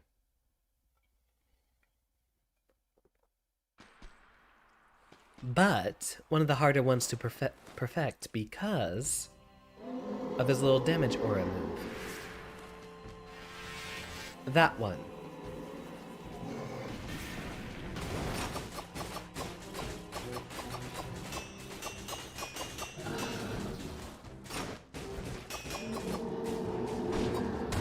He usually pops it right after that.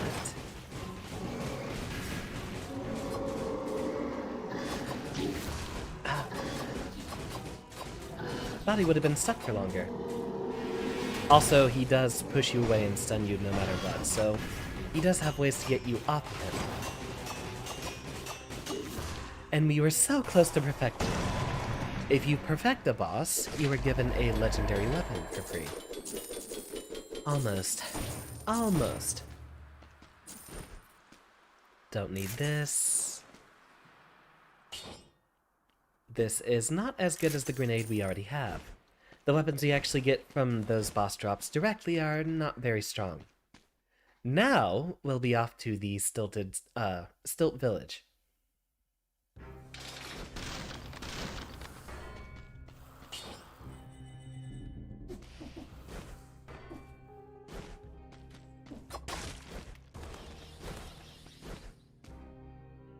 We can sell that since we already have plenty of health. Going straight ahead, since this should be the next part on the route we're wanting to go through.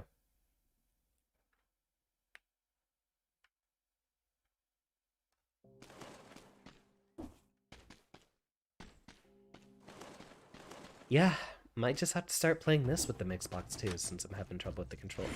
You're new.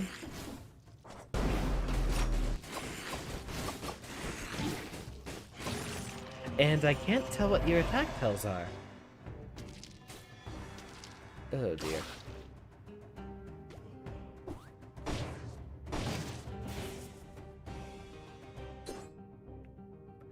Leg Hugger. Summons a leg hugger that attacks your enemies, inflicting critical hits on bleeding targets. Reactivate it to make it attack in a circle around itself, making enemies hit bleed. Creature feeds by attacking your enemies. Once sated, it evolves into its stronger adult state.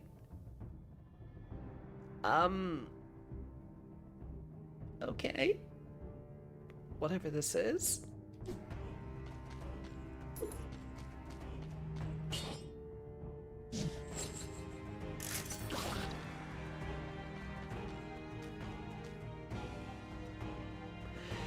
What do you say, class? Do we keep our little, do we keep our little alien boy with us? Or...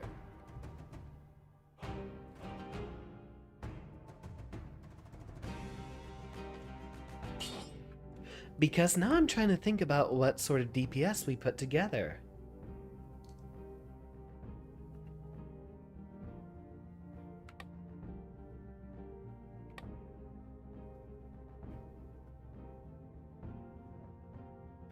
It is approaching the time that we do need to spread out into different builds, and I don't feel like the fire grenade was our biggest source of damage, was it?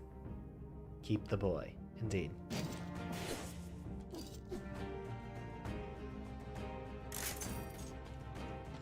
He shall follow us.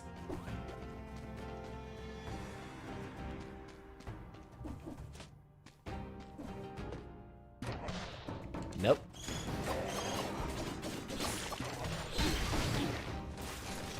Well, wait, that, oh, it drops right there. It's a good thing we picked up the YOLO.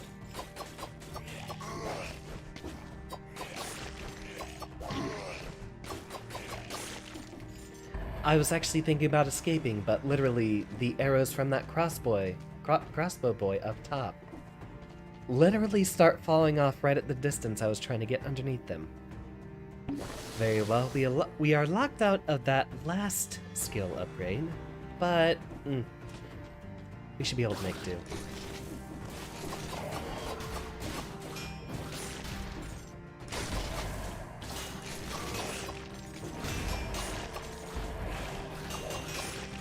So he's literally a Predator reference.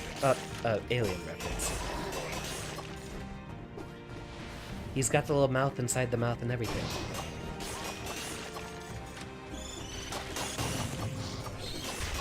Never thought I'd have an alien reference in this game, of all things.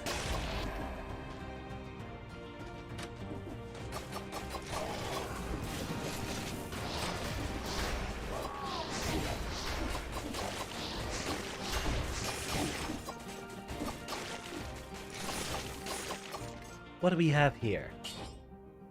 A much higher damage potential.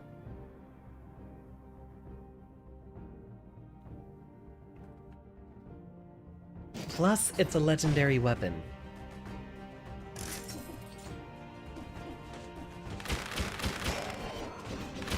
Also, we can fight enemies from a distance pretty reliably with this one. Attack... Why is it aiming upward?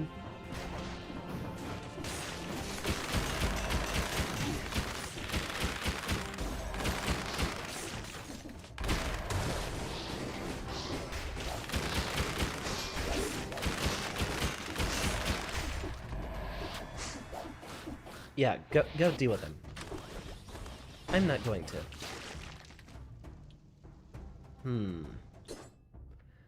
While we do have a very reliable way to set our enemies on fire, that is not a legendary weapon. We're kind of going for a Hanzo build, but we don't have a melee weapon. Or, well, Hanzo doesn't have a shield.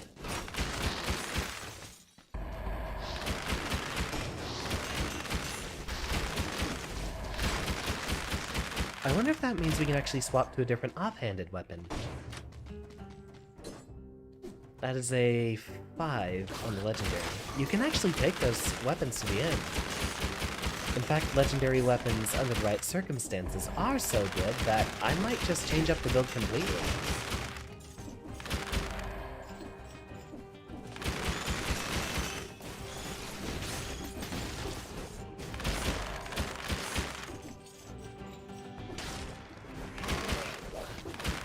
In fact, you know what? Let's do that. Let's do exactly that. And not die.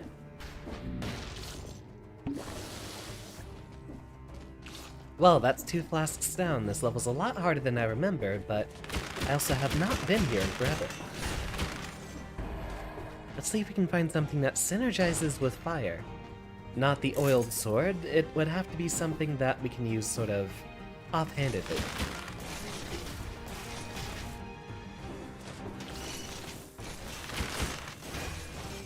Or, you know, I kind of like the shield more. Let's just do that instead. Welcome, Leviathan, by the way.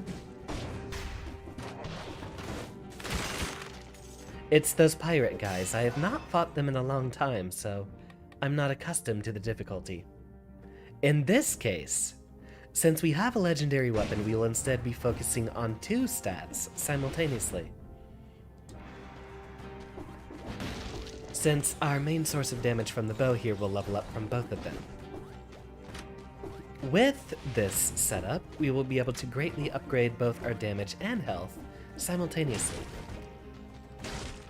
Indeed, the best build I ever had, the most powerful one that I beat the final boss most cleanly with, was one that found a legendary frantic sword in the very first level.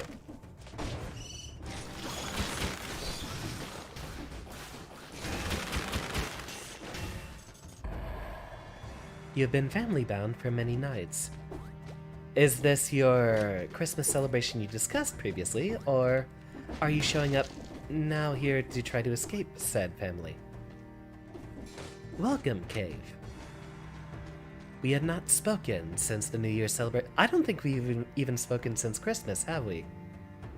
Throats slit. Oh dear. Must be your last words. The Malays won't get us. I'll protect you. I'll protect... Well, that's dark. Not really something I wanted to bring up to an associate instant he arrives. Very well, we shall continue.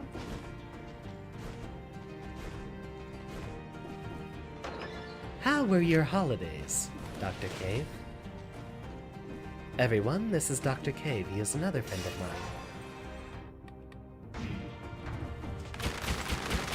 And a fellow VTuber scientist. Didn't have your headphones on, who dis? This is Xander Turing, everyone's favorite science professor boy. I'm not sure if you brand yourself as a professor, so I think I'm okay having the monopoly there, right? Well, we are in trouble.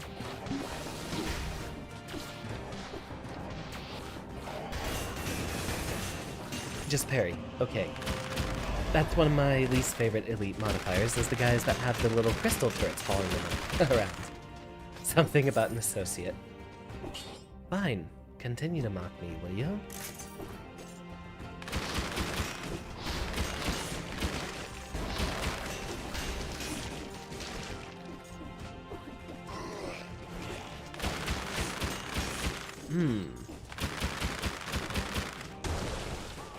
We can probably try for a couple of different modifiers on the legendary weapon here. What we would be wanting is hopefully the ability to pierce a target or two. This weapon will be great for bossing, but it will do a lot better if we could get it to hit crowds.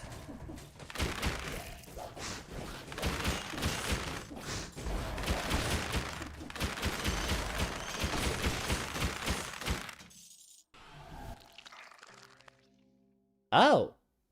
Well, he's much stronger now. And luckily, he's still a friend. I was worried he might have actually turned into an enemy.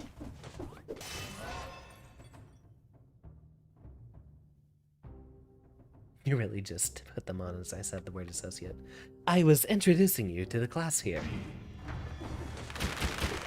As a fellow VTuber and scientist. And precious boy, so that's 3 for 3.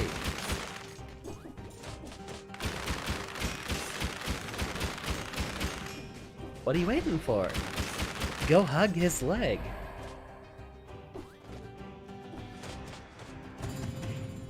Ah, wonderful. More food. Not that we needed that small amount of health. I don't know if he turns into an enemy, but so far it looks like the answer is no. I was worried he might, since I know this game likes to pull a lot of those shenanigans on me.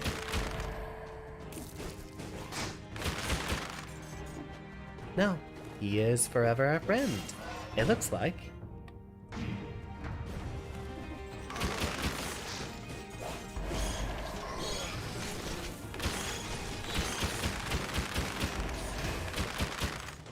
Well, that was bright.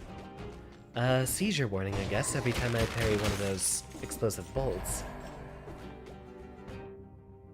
Education is not outside of your area of expertise.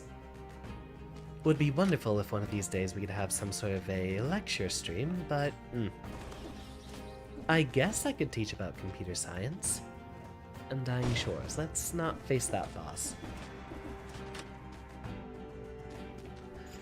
We'll go along the easiest route since we are trying to get to the final boss DLC area, essentially. What's in here? Ah, nothing could really replace any of the tools in our build except the shield. So really the only thing we're looking for at this point would be a better shield. Right, we need a key from one of those doors. The one in the very top. We have not yet entered. Although we have 2 other shops here. Let's go ahead and take a look. Food, in case we need to restore our health. Wait, we should have another flask charge here, right? Indeed. We will be needing that. 2 BC is basically where the game starts getting really hard. As you can see, the other, 0 BC we beat the first time, 1 BC we beat after the second try, and we're still stuck trying to do 2 BC after a couple of streams.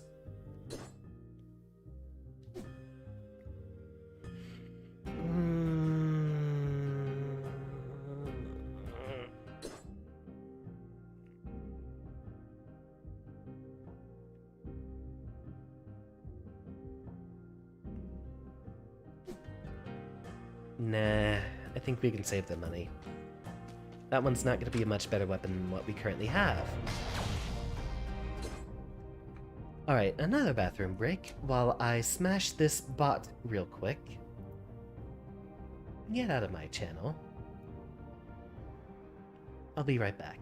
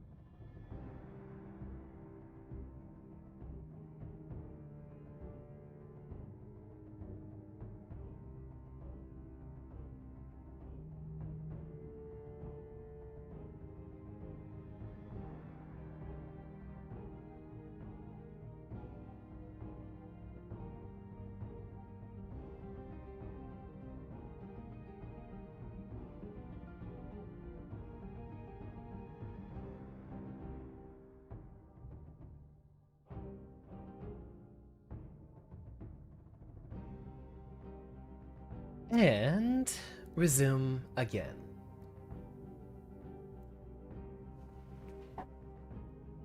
I'm already leaning back up in my chair again. Remember, the new rule is that I should be leaning back as far as possible, as it makes the face tracking work a lot better on reading me. Wow, there's a whole bridge across the top of this spot.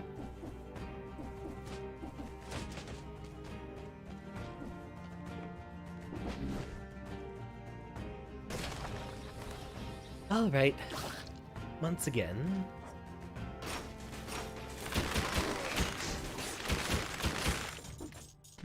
I wonder how the quick bow works with piercing arrows. Do only the last enemies that have been hit count as having arrows in them? That might actually hold us back a little bit. So the quick bow here, our main weapon, deals critical hits to enemies that have lots of arrows embedded in them. So it's very good for bosses, but not very good if you spread the arrows out along a number of different enemies. Wait, actually, hold on. I think there's now one more little... Right. We have the spider room now, and... we needed another key. Darn. which means we needed the spider room to get past one of the upper areas first.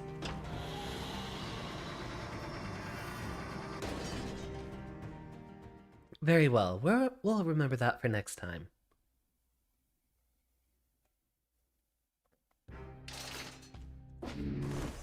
On to the next boss we go.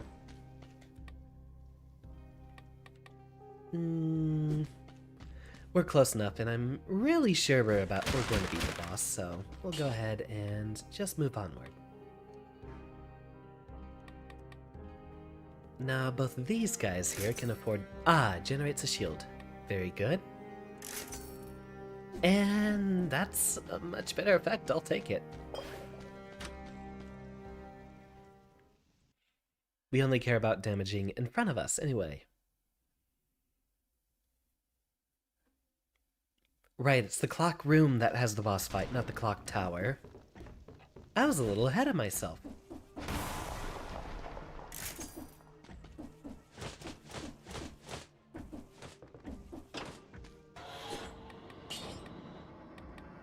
Turn that up because this is one of the better soundtracks in the game. Oh wait. There we go.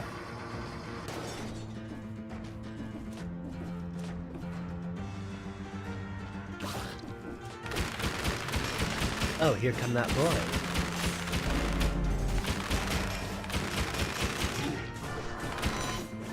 Okay, just blatantly start moving again after the hitbox activates, even though I really don't think you're supposed to be able to do that.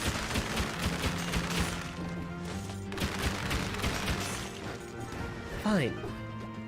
This game's just pulling out all the stops. We're not going in there as that is a lore door, given that it's not marked with any other symbols. That only gives us a little bit of background story and will expire the cooldown on our little leg hugger effect.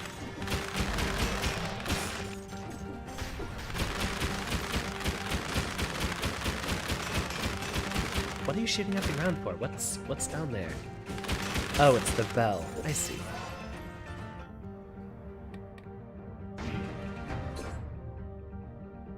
Since we are focusing on two stats simultaneously, we'll overall have a lot more health than we will on any other build in the game. Finding a legendary weapon, essentially, a lot of people will say, oh, it's great because you can get more damage from it being applied to with two stats. The hidden little bonus there is the fact that you can essentially get the same damage by leveling up two stats, which means overall you'll have more health, as with the way builds work in this game, you get more health for investing in stats that have lower numbers. So if you specialize in one stat over and over again, you do get more damage, essentially, but lower health, which is how you're supposed to build anyway.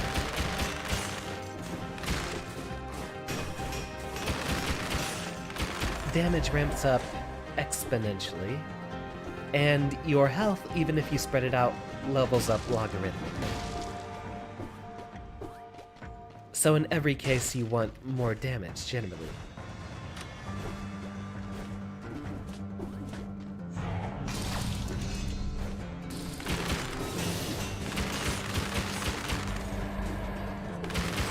Make sure that guy doesn't turn around.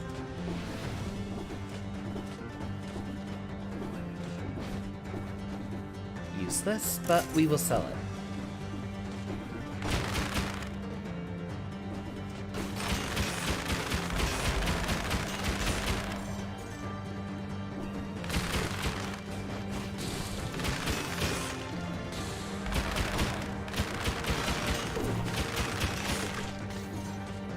Hmm, 15%. I think that will do just fine for us.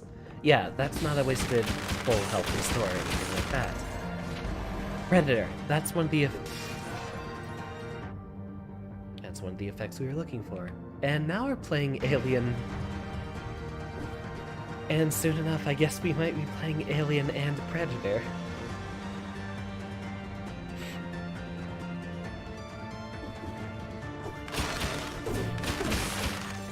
That's the title of the next Dead Cell stream. Actually, you know what? Something I have been considering a lot recently is...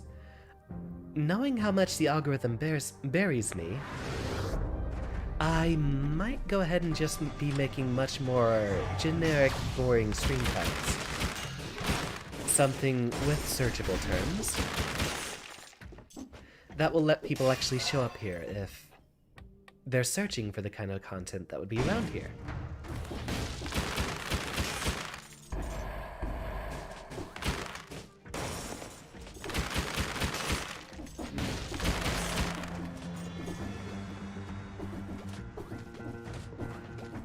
It depends. I know there's some streams that I do want to get through regardless of how much popularity they'd get.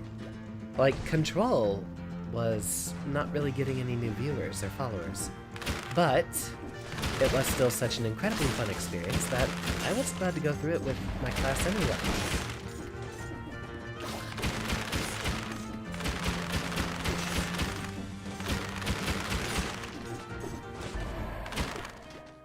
For the rest of the time, I might just use boring, searchable stream names. Oh, right. We're already backwards through the door, so further up this tower. One of these towers will have the key we're looking for.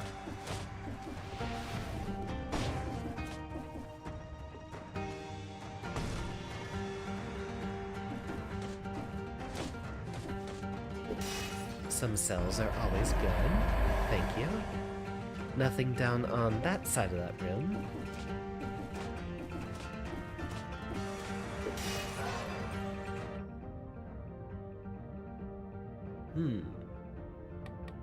Survival just for a little bit of extra help here. And, you know, sometime soon actually I think I'm gonna invest in tactics. Just because that is a very huge health buff that we can get.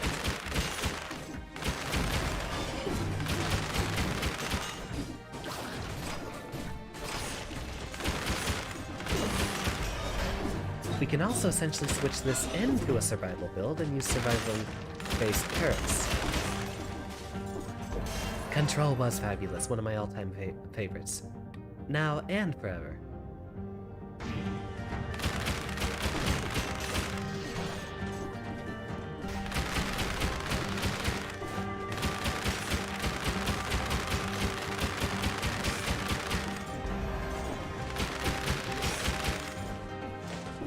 We might not even have any specific colored stat buffs moving forward as... Well, one, we have YOLO occupying a slot. And two, Instinct of the Master of the Arms works wonderfully with the quick bow anyway. Occasionally I am going to have to stop mid-sentence just to actually focus on the game itself, as this is a very skill-intensive game. I'm not going to try to jump up that side of that ledge, so we're going to go over here.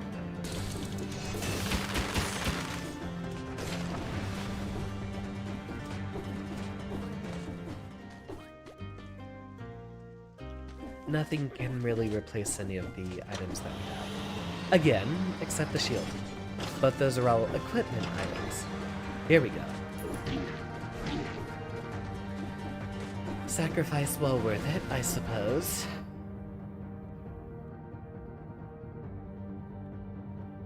There's a few more enemies down here. We will want a little bit of extra gold.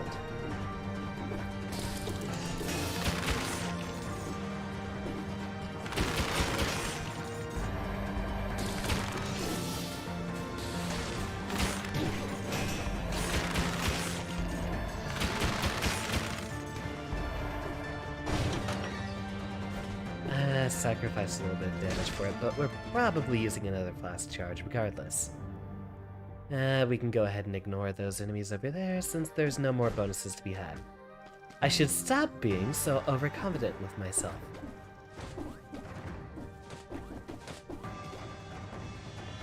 Yeah, you see, okay, you see the very slow walk there. I'm moving my control stick as far to the right as possible. So maybe I will have to just learn this on the Mixbox instead. I don't know if that leaves any other controllers or games that we'd want to use a controller for. Or gamepad. We're already done with Psychonauts, so that might be the end of the road. Anything that's going to require an analog control stick input.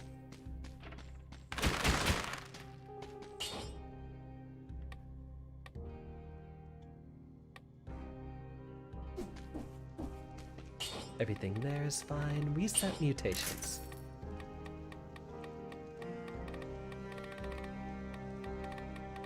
Instinct to the master of the arms. You know what? No Mercy might be a lot better for a DPS build, since we're not doing damage in big single hits.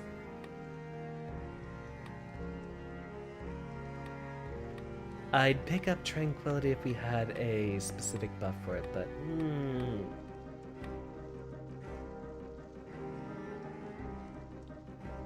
yeah, let's go. Necromancy, since we are getting to that sort of level.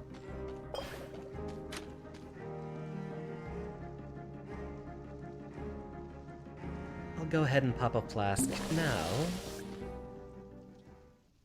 since I'm sure we're gonna take enough damage anyway.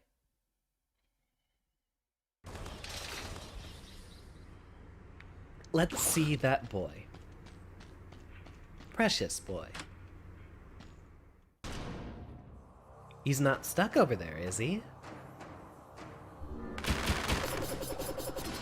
Okay, good. We can hop through the wall like that.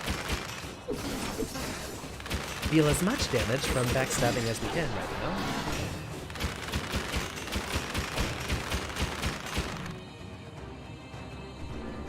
Well, almost had a chance to perfect this boss. I didn't expect her to turn around for that. For the chain attack.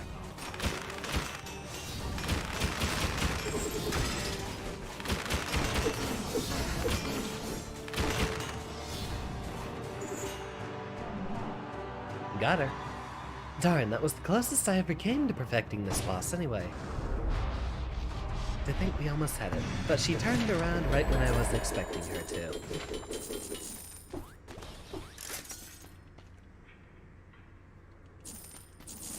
Alright, this one's gonna work. Indeed, your boy has evolved into a more powerful leg hugger. Tentacly boy. He's hugged so many legs.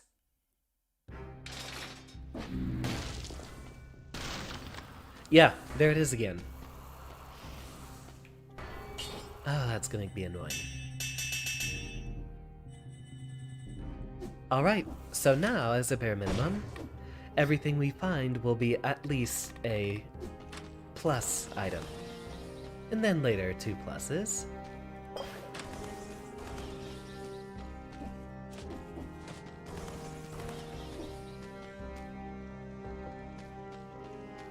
High Peak Castle is still much easier than Dare. Oh wait, no!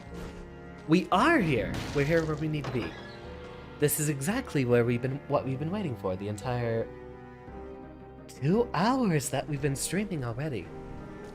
We're finally in the right spot. So that's what that lighthouse was in the distance. We saw it from the previous level, the Undying Shores, which we didn't hop into immediately.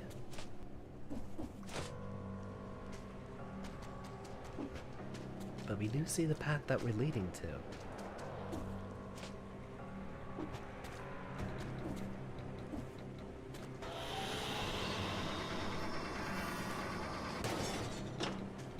This was already hinted at us from the previous DLC. And here's our boy. So you came. I can't remember his voice quite. We'll set sail as soon as you're ready. Be advised that what's lurking in the shipwreck is really unsavory, even by my standards. But I'm sure you didn't come that far to get cold feet, did you? Nice to know that we at least still have a few friends on this island.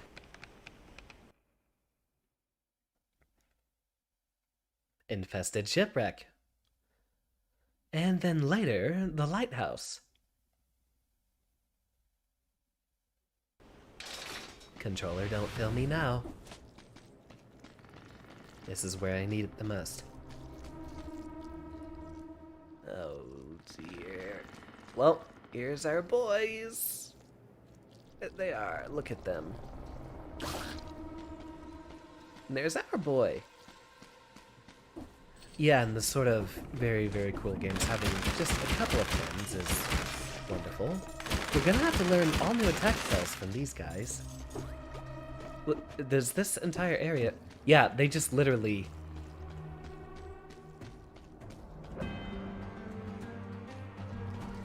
They just literally turn off the HUD so you can see all the creepy crawlies up here. Okay, that sounds like that's about to slap really, really hard. I have to turn my game volume down personally in my own headphones just to be able to hear myself speak, since overall I do need to keep a good monitoring of myself. Noida, the closest thing that you have to that is the pacifist creatures you find on the lake island. Or, if you've made peace with the gods, then essentially the Steve you find in every holy mountain from then onward.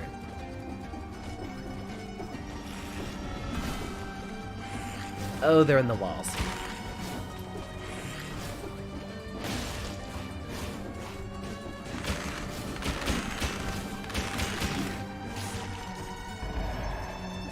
Armored shrimp. You're not my family. This boy has found his boy. Our boy.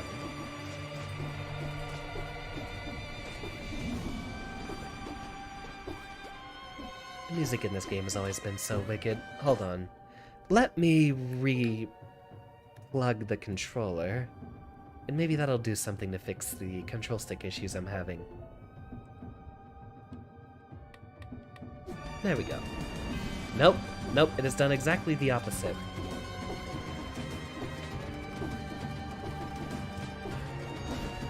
I guarantee you that's going to ruin one of the boss fights here. And I'm going to rage quit the stream because of it.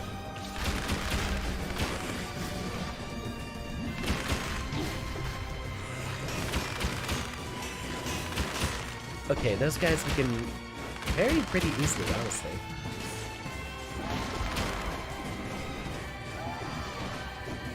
So those guys chuck... And, oh! And they follow those anchors that they throw.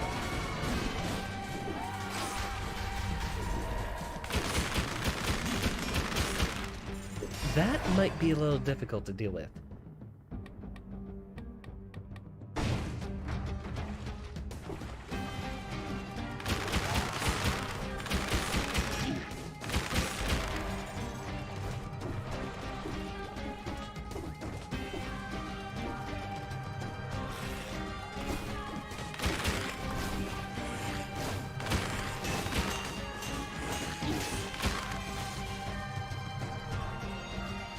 I'm holding right.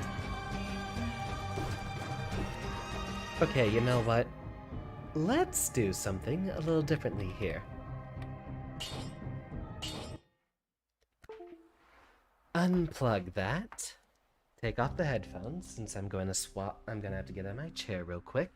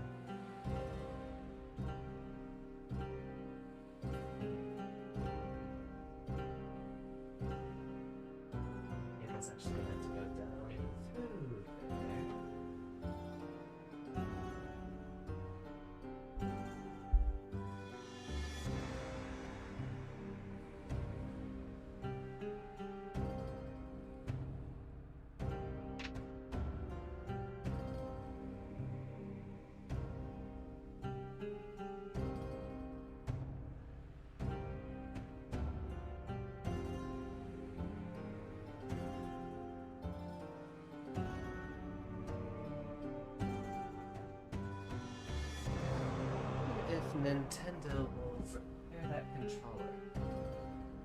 It's not drift. It's not drift because the default direction that it goes off to is not changing. But if I try to hold in one direction, sometimes it doesn't register an input whatsoever. Not yet registering, so I will exit out of that, and we will open it up again here in a moment. Alright, make your preparations. I'm going to try to go into a new, very difficult area with a controller I have not used before.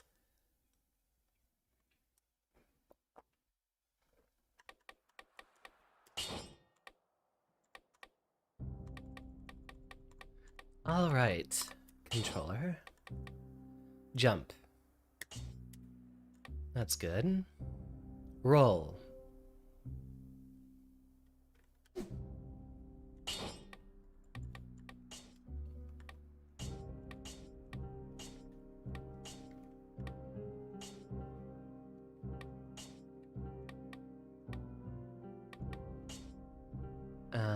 Then that one should be here, right?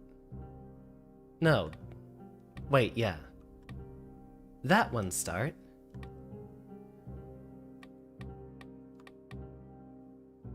Oh.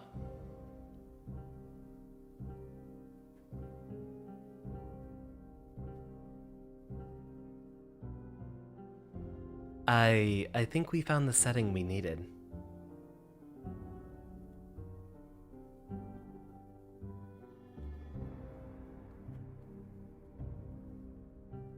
What other games do I have that trouble? No, I have that problem in every game, so I think it might just not actually be registering an input whatsoever. And also get myself away from the mic so that I'm not screaming in your ears.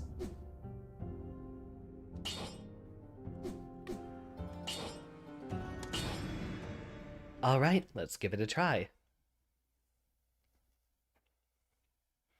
New controller. Crack the knuckles. That makes sense, that makes sense. That makes sense, that makes sense. Jump, roll.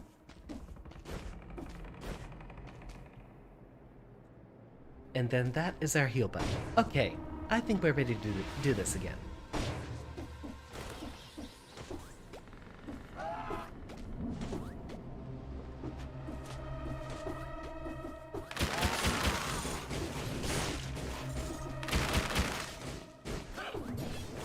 Oh, that is going to be difficult to do, both the rolling and the jumping like that. You have to use a lot of buttons simultaneously in this game. This might be difficult to get accustomed to. But luckily,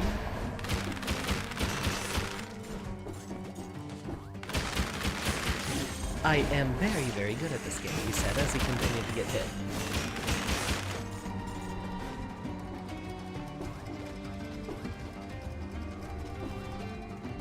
Just for safety's sake, we'll go ahead and pop that one.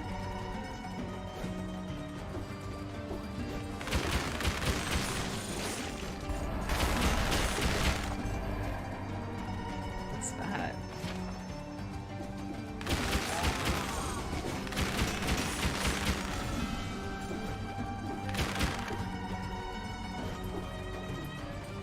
And go get him.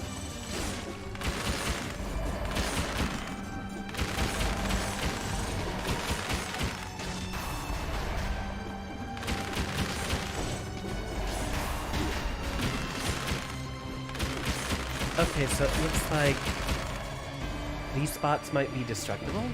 No. I think they're destructible by explosive weapons. That seems to be what was happening there.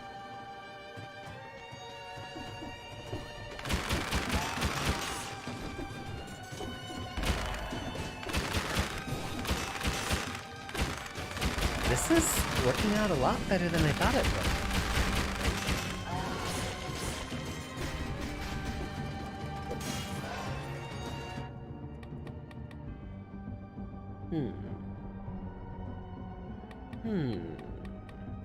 You know what, in this case, we definitely want all the extra help.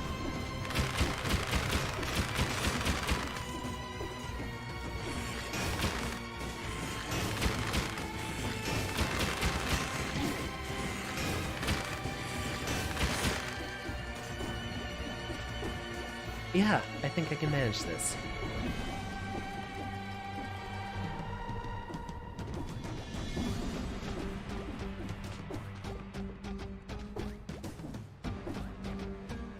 Forked key. Well, I'll be forked.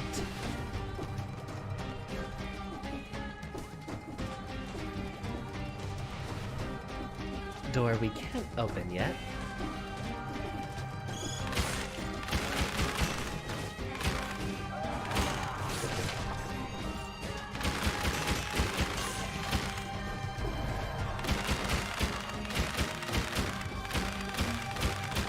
You know, I kind of like the idea of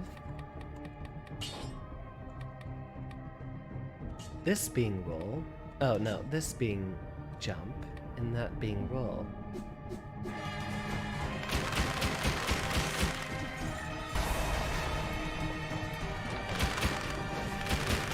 And we have our pirate boys here again, it seems. Ice shield. That will be better than our bloodthirsty shield, especially this late in the game.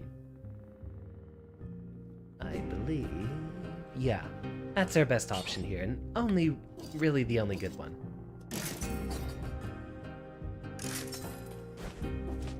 That was the shield we started the game with.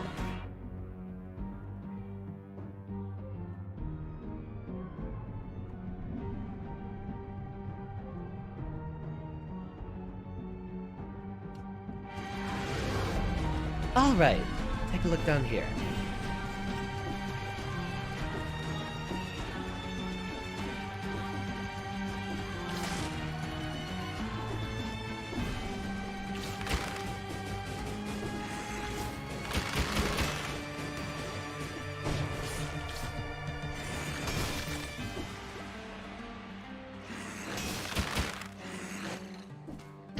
Oh, he slowed down, of course.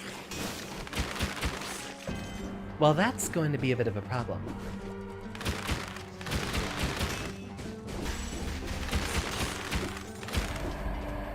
Nah, I liked it the other way more. We'll change those back. We gotta get used to a new controller altogether.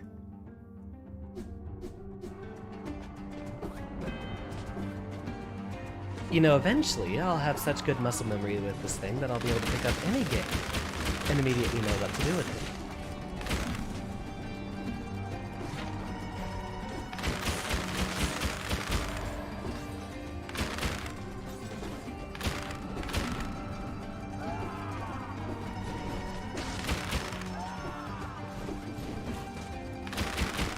What a weird little fellow.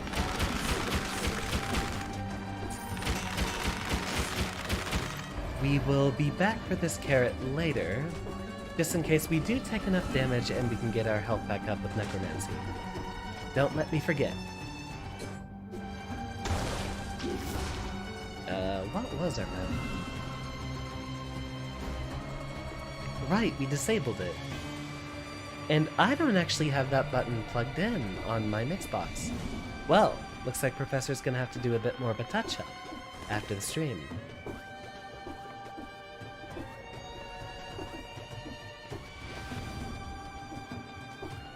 Swap around a couple of buttons too, since right now one of the buttons I have on the left is labeled as right bumper, and the button I have on the right is labeled as left bumper.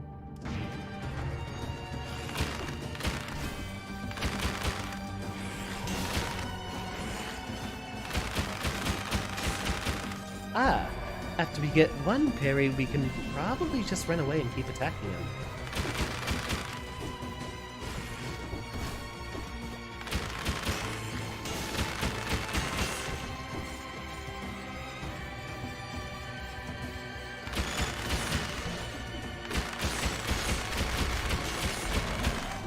Luckily, this is a playstyle that we can just mash buttons with, since we have the quick bow.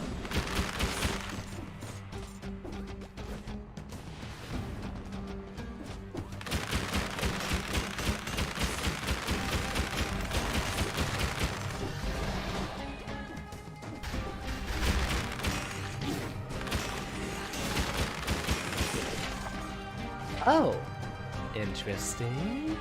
Wonder what that means. Looks like a mutation, judging by the icon.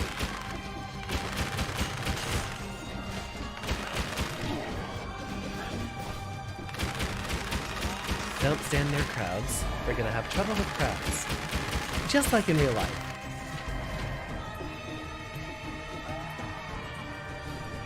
Dodge. Come back over here. I have a couple more arrows.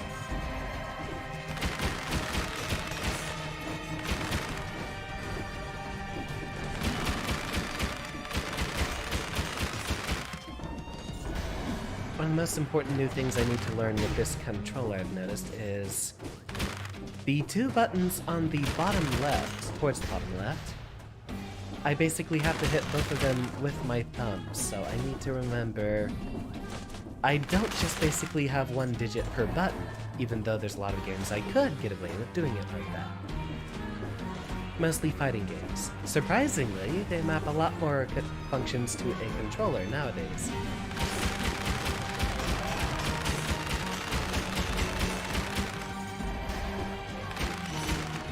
Are we finally falling behind? Are we finally not able to keep up with all the extra buttons everyone's placing on everything?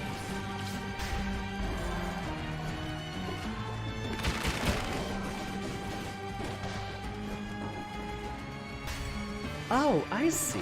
You assemble parts of a treasure map and then it looks like it unlocks something.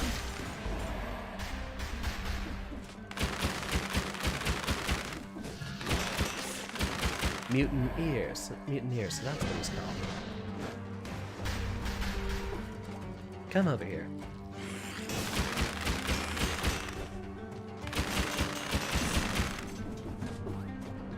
Alright, think about this one. Okay, never mind. We can't just outright avoid fighting him in the first place. Which is what I wanted to do. Let's go ahead and pick back up that item, but I'm not using a flask just yet. Where's my food? The carrot, which will save us.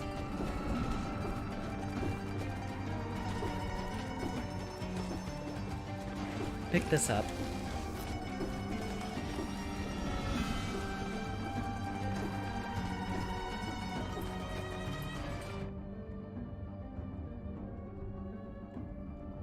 We're still looking for a key, but we also have... Ah, there it is. So that's what the treasure map leads us to.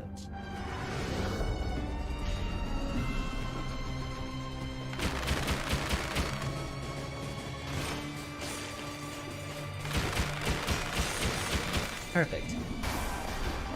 Alright, we'll definitely have to get used to using our alternate little skills here a lot more than usual. Especially since I can hardly remember the buttons for them.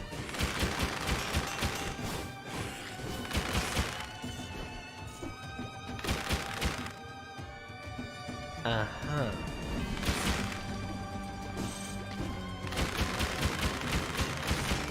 You know, this is good practice, since I do plan on eventually designing a fighting game that's supposed to be a proxy to fighting games, but also for platformers. I'm getting kind of good practice on what would be a good button system right here. And there we have it. So that's what we were looking for.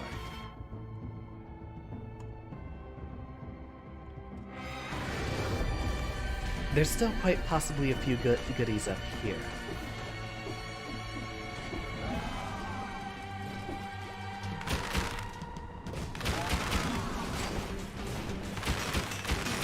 There we go. Greed shield. Take a moment to think.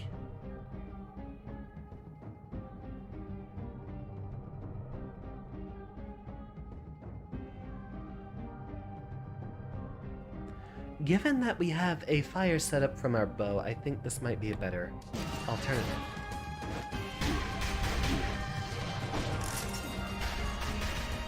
Fine. Big old beast.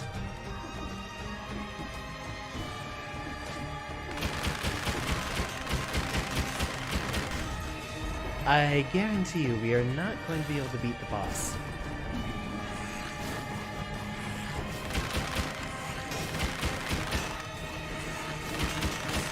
The slowdown was useful against a few enemies, though. That is going to be a why are your stats distributed 50-50 brutality and survival?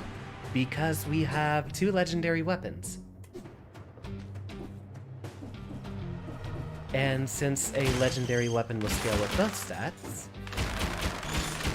this allows us to have a lot of extra health. Essentially.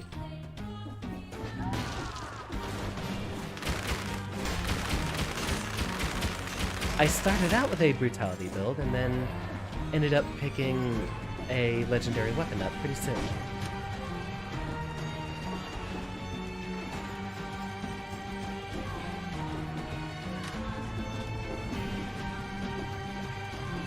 Sadly, we've already gone through our yellow here, which is a shame.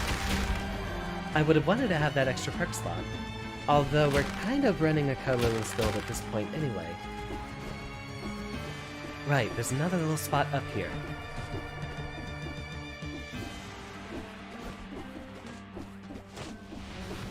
Okay, I'm starting to get the feel of the new controller. This looks like a lore room up here. Welcome, by the way, Hirsch. We're not getting too much of an HP benefit from picking between these. But the damage is important. Right now, I think I might want to focus on the survival just for the extra bit of HP recovery.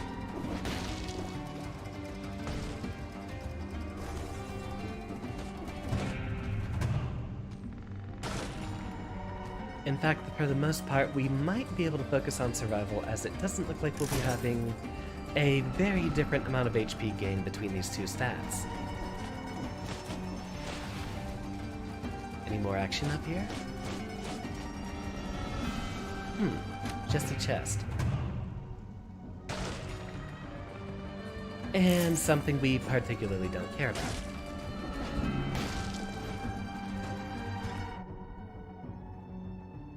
So nothing blocks us off from the lighthouse, right? Then what's the key for? Right. We can immediately go into the next area. Ah, there's another little spot down there. And then what seems to be a very special room behind the locked door. I wonder what this is.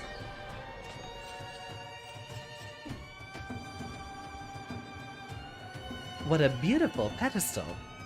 That trident must have belonged to someone important. Well, anyway. Well, essentially now we can have 3 legendary weapons.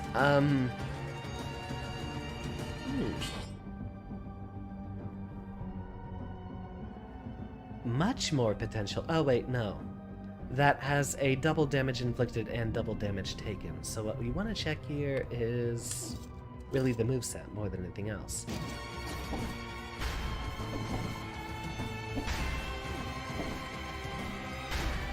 And then you automatically charge afterwards with it.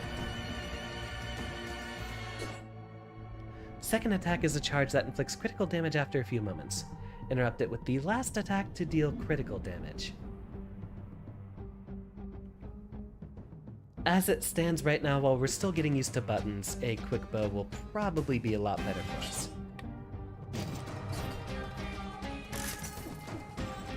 As much as it pains me to recycle a legendary weapon, we're not going to make too much use of it.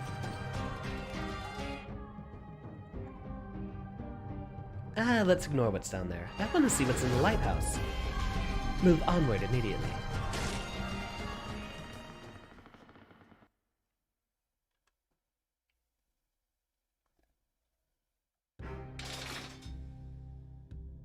So, what does that make this the equivalent to? Wait a minute. This should be the boss room, right? Because normally we only have High Peak Castle or Derelict Distillery before the final boss of the normal route. So this should be our final boss here. Oh, it's a weapon! Shoots cards in various patterns. The 4th hit recalls all the cards dealing critical damage. Using guards as a weapon is quite the gambit. I see what you did there. We'll pump everything into gold reserves. Basically, we want to upgrade all the general things before we focus too much on weapons that are slightly less important to us. A lot of the weapons in here are good and fun, but I've unlocked basically all of my favorites so far.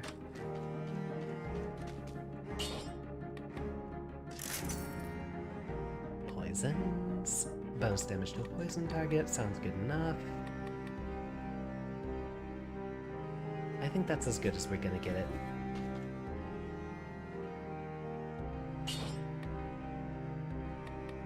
Assuming this is the final boss, then we don't have to care about necromancy anymore. Instead, now we might actually make good use of tranquility.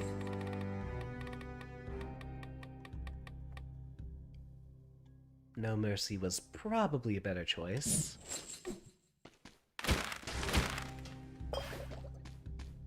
Alright, take a drink. This might be it, unless they're pulling a fast one on us and we actually have 2 last levels before the boss.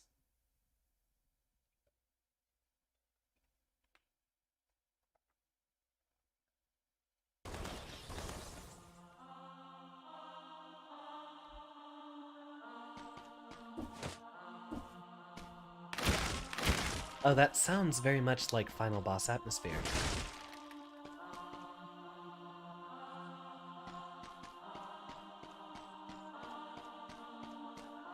It looks like a final boss location, too.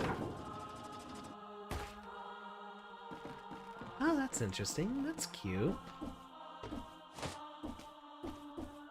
Gonna do that again? No. I wonder if those are just to boost us up vertically or if they have a little secret at the top.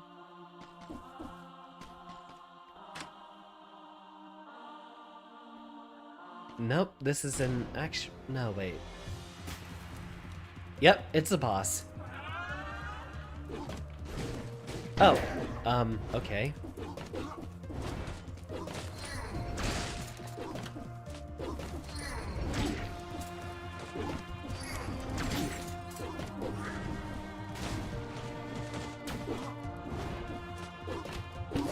Very bad place to use that, but we'll keep going.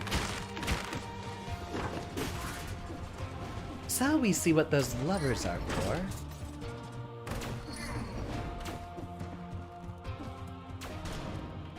Calliope, huh?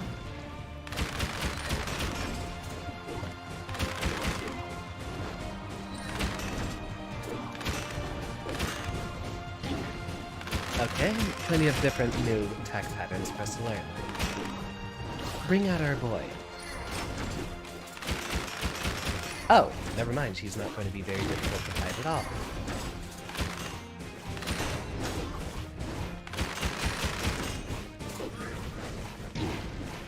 Remember, that's a ground quake. Okay.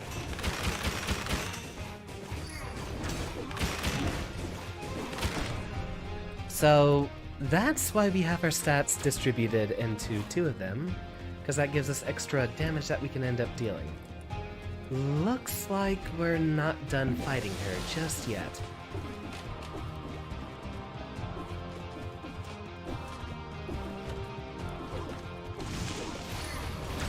An opportunity to use all of our runes then.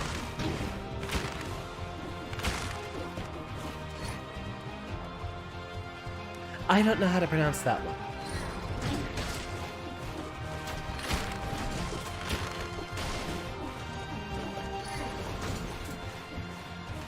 Two of them, huh?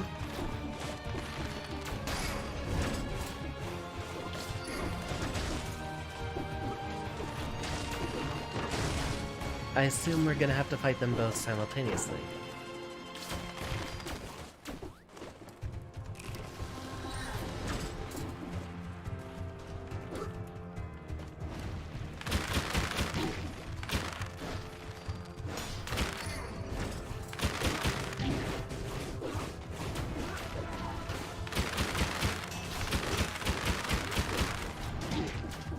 So that would explain why she was taking so little damage before. It's a multi-phase boss.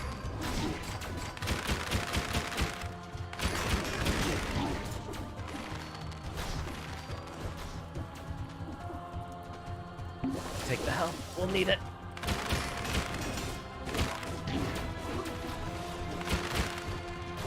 Well, this is what I get for using a new controller.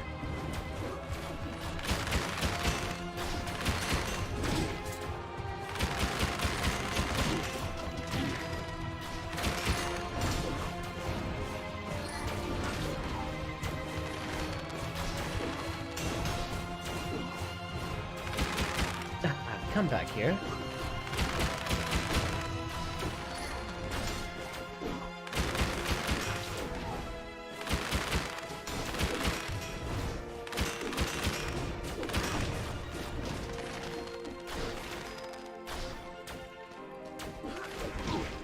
Okay, that's a new one.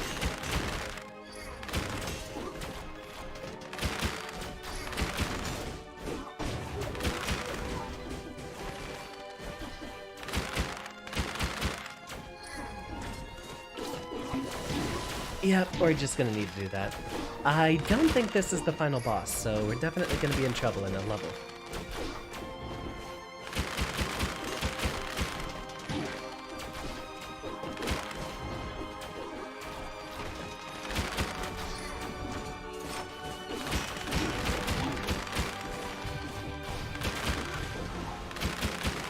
Okay, just this guy.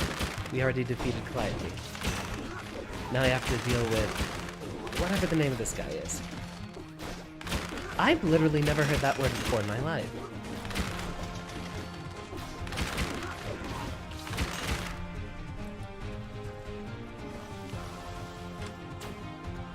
Let me guess, they're gonna be assisting the final boss, huh?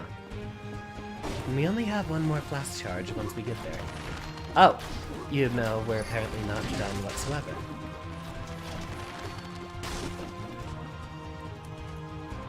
There's a third one.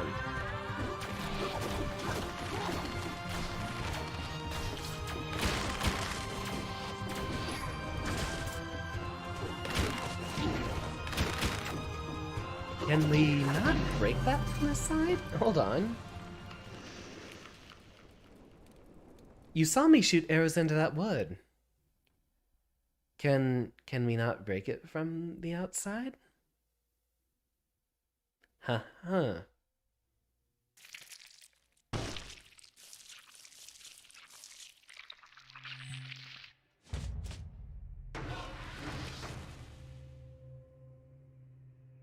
Well, I am going to have to get practice in with the new controller, so let's see if we can shoot for another one.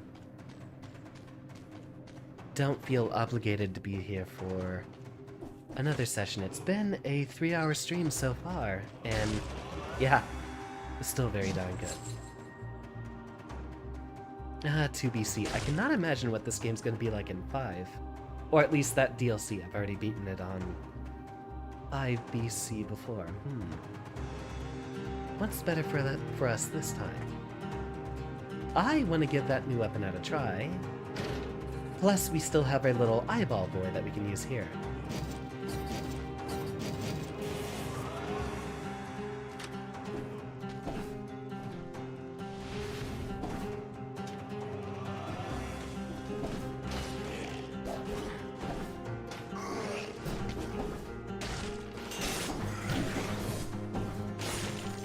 Okay, that's an interesting idea. Looks like it's very good for crowd control. That's gonna be very weird to use, though.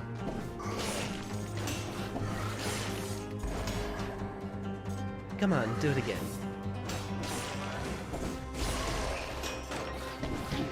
Also, it's apparently a pure brutality weapon, which is weird since it has a little bit of a slow attacking pattern. We might have to swap it out then. We won't be picking up the Crusher for the very same reason. Although now it looks like we will be setting up for another brutality build. Honestly, I think I like the pan way more than... nah. Let's have some fun with the new weapon.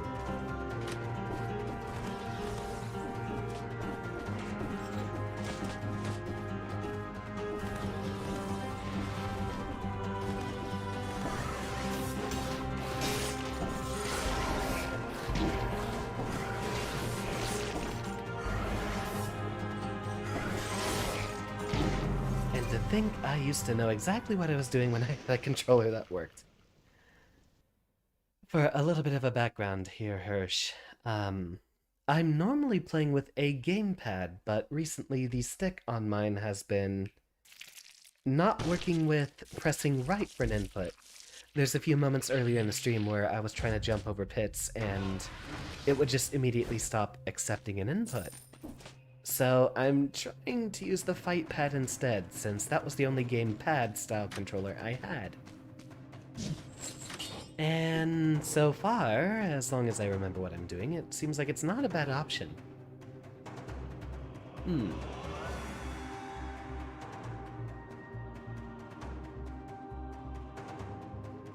We have a lot of pets unlocked. They definitely make sure to promote those as much as possible. Most promising looks to be...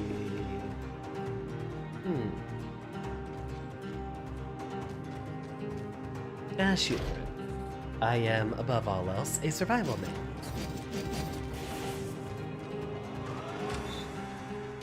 Although we're not going to be using Serenade very much.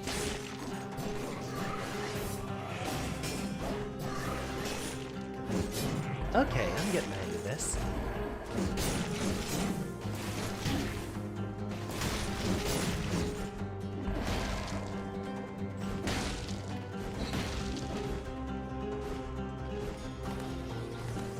Ah, here's another little thing from one of our other friends. Put him away. So menacing! Should I really search it? Oh, it's not like it's cursed or anything.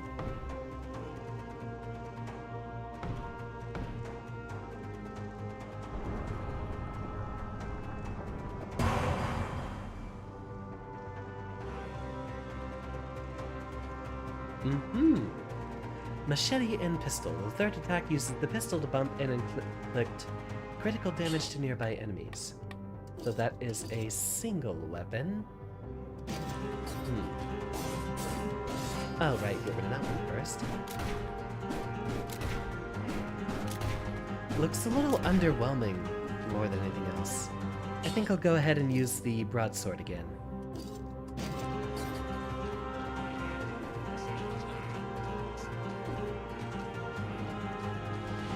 And we are cursed for exactly one enemy.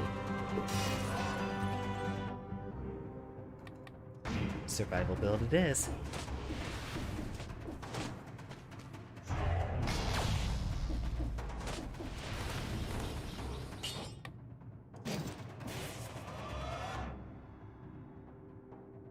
Thinking. Yeah, this way will be our best route to follow.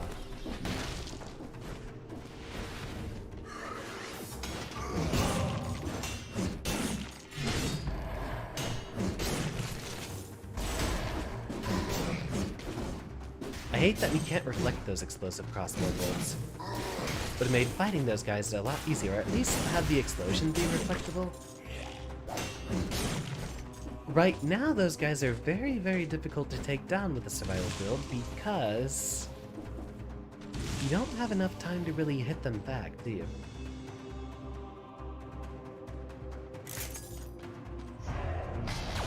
We will not be using a leg hugger without a brutality build, but now we have 4 pet enemies, don't we? In the future, we can run a leg hugger and serenade build, which might actually be more fun than all the survival builds you know me for.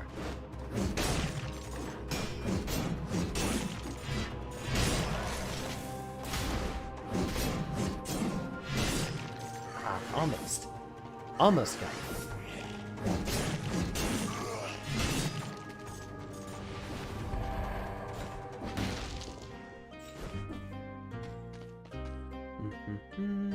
Tonic is a nice idea, but everything else we have is so much better.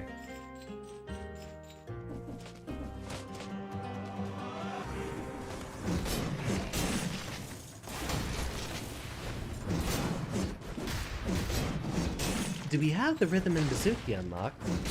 I thought I would have found one by now if I did have it. Let's actually take a real quick trip before I forget. It's as far back as we can go, huh?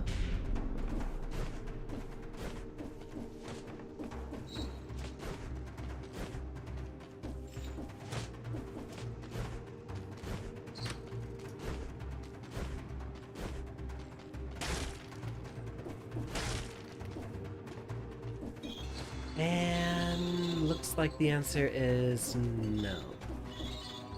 Which means we should probably route our way over to the Morass of the Banished, which I think is one of the... Right, it's going to be after the dilapidated Arboretum. Such fancy names for these places. I mean, heck, that would be up in that direction, but we want to make sure we have our survival scrolls first. Which there should still be one more for us to find.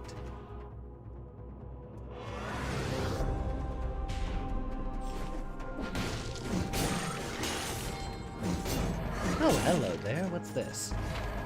Porcupine. Okay.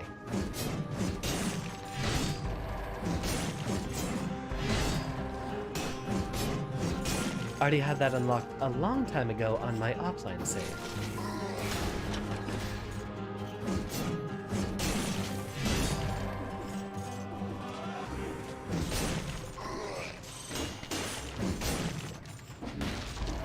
The berry window in this game is actually very, very big. I'm surprised there's not more people doing survival builds.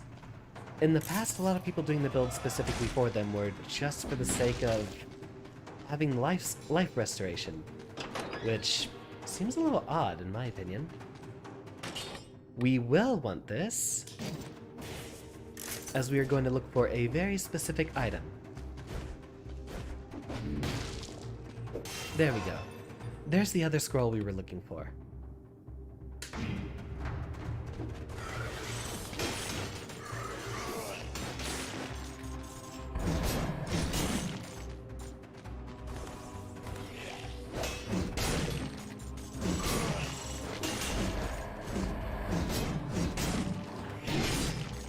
Still took a hit.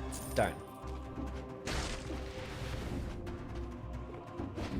I was just hoping we could barely get that out there.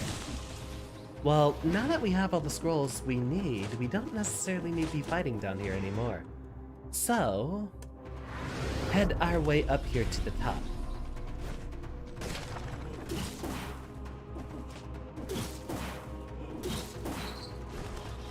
This is normally the better place to go through if you have a ranged weapon, since we have such big and open rooms in here.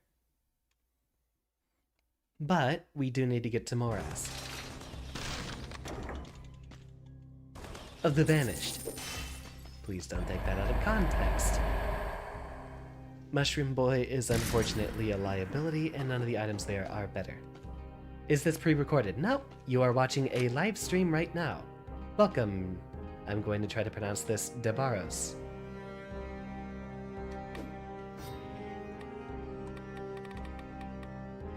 Kill Rhythm. That one's very fun, but no. Oh wait, right now... Yeah, Greed Shield is kind of lackluster, so let's go ahead and see if we can unlock one of my favorites here.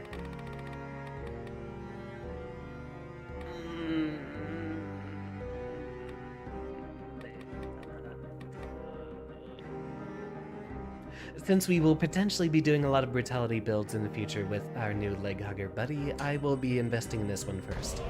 Even if ultimately I like the spike shield more. Welcome, I assume that's correct. Debaros, welcome. And never growl like that again, because now my throat is destroyed.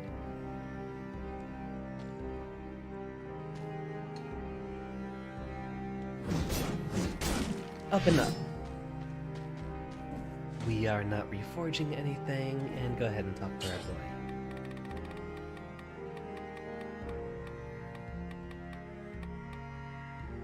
We're trying to get back to the DLC area. We were there a moment ago, but, the boss fight's kind of a mess, so we're trying to do another run and see if we can get there.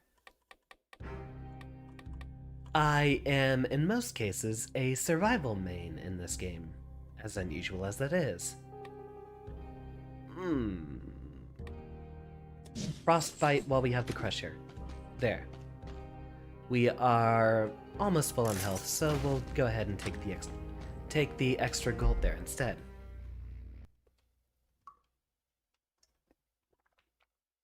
Oh, and I always have a full glass of water next to me while I'm streaming. I will very frequently take a break just to go get more.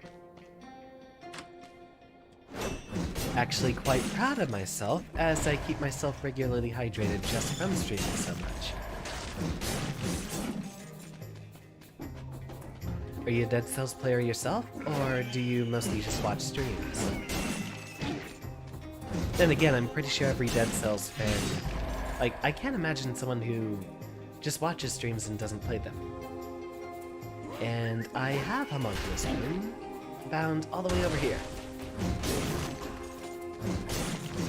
I'm also playing on a fight stick as my regular gamepad has broken. During the stream, in fact. That's going to be a much better use of this button. I'm not going to care about Homunculus whatsoever.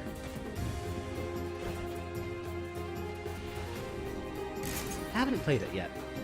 If you're fond of action Metroidvanias, it's, well, I mean, it's my personal favorite game of all time. We're going to ignore that. Oh wait, no. We can handle him with one of these. If you're into stuff like, Hollow Knight or... Oh, you see that fairy? You see that? You see that fairy? Do Directions. Or, Dust and Elysian Tale is another game I'd compare it to. Very fun.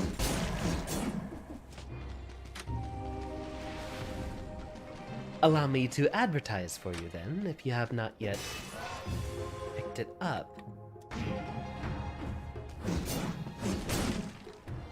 Fine. Toss another one of those down. Boom.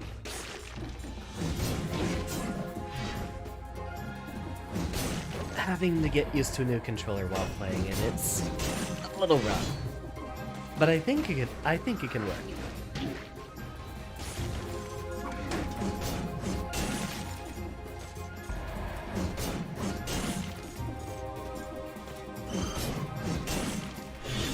And block that.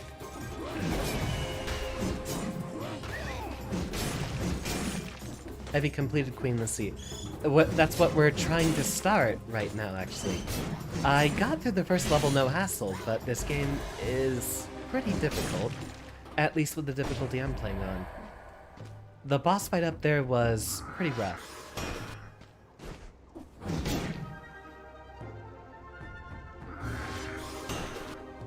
I see how it is. Huh? You wanna do that again? 1 HP. I need a freaking drink.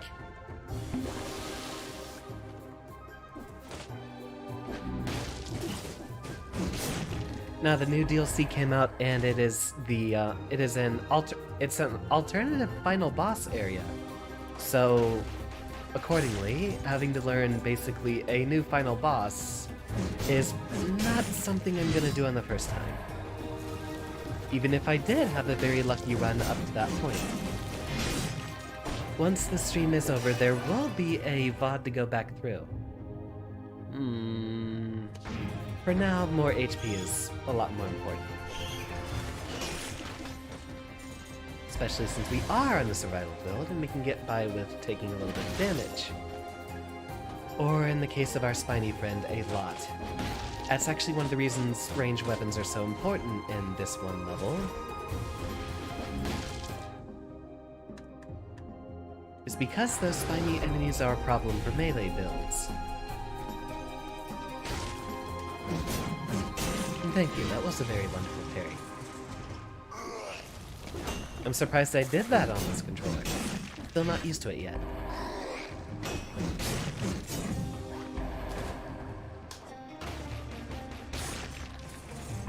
Easy. Pop that, and... Fine! None of them are gonna try to hit first. No parries for me.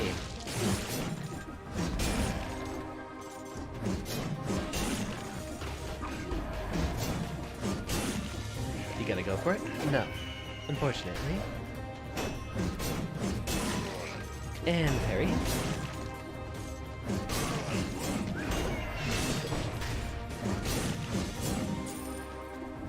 Hey there. I don't know why we don't have more people trying to play survival builds. They're incredibly functional. I'll just go ahead and drop the Crusher on you since I don't want to deal with having to fight him. Cat is trying to destroy my window blinds again, as he usually does. Silly little Skrunko. All three of them.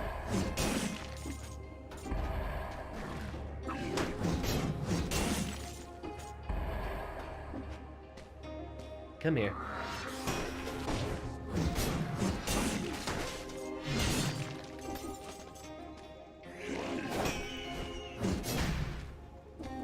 I'll just leave this here.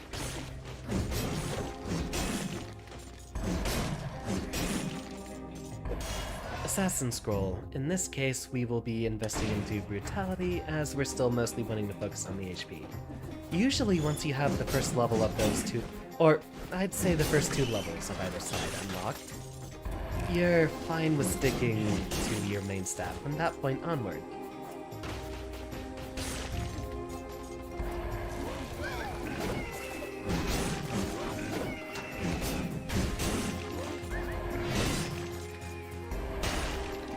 Oh, right, we should really just vary those every time we're going to this. Still recovering from that first one, we couldn't parry the other one. Oh, nope, nope, nope, nope. Do not attack them immediately after a parry, because for some reason, those guys turn around after you parry them. I guess because this game wants to be sadistic and punish you for playing the game correctly.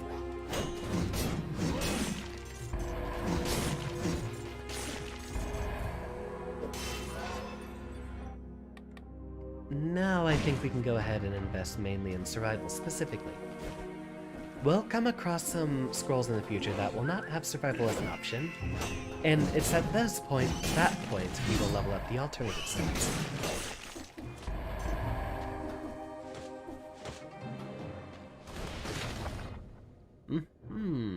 What else are we looking for? At this point, we'd only be interested in other scrolls, to which there are none remaining.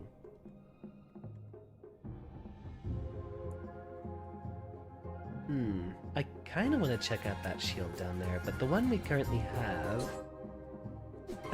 it'll do. We're not gonna need to pick a new one up.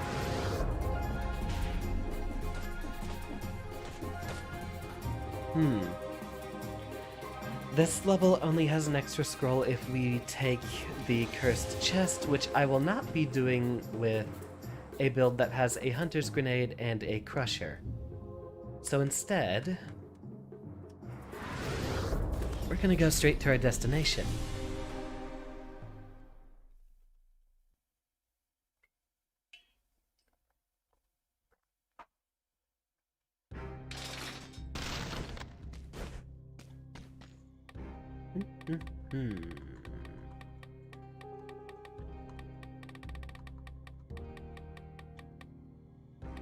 Predator is another really good one to pick up. We'll get that one cell away from completion, and then check it out once we're doing a tactics build.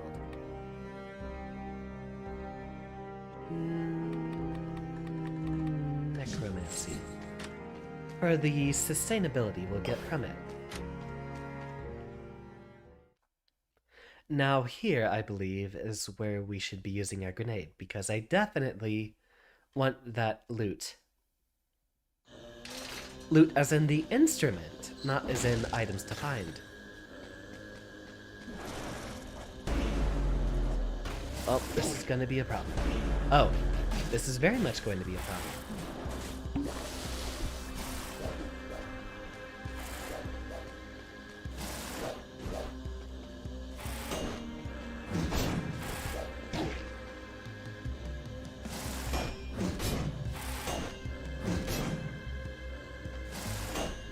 Okay, take it slowly.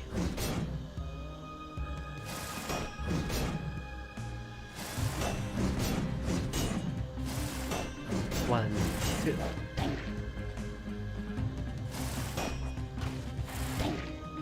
Oh, great. Hey, get back over here. Got it. Alright, this is exactly the item we're looking for, which we want to make sure that we complete this level under any circumstance. So from here on out, we should play as carefully as possible, as that is the item I've been looking for. This is also one of the harder levels in the game.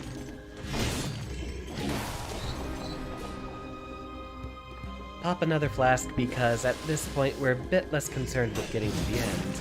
We just want to make sure we have our weapon of choice.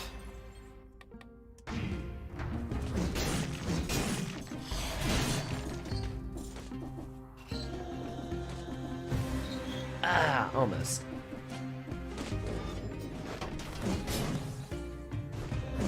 Fine, not attacking again, I see.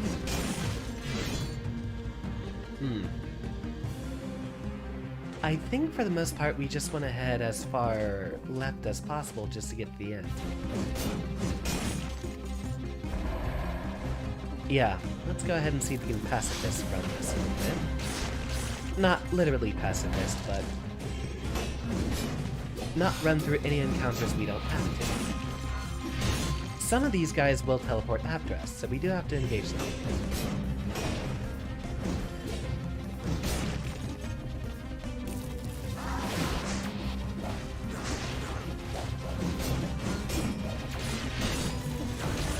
Those worms will, as well as the tiny ninja-looking guys.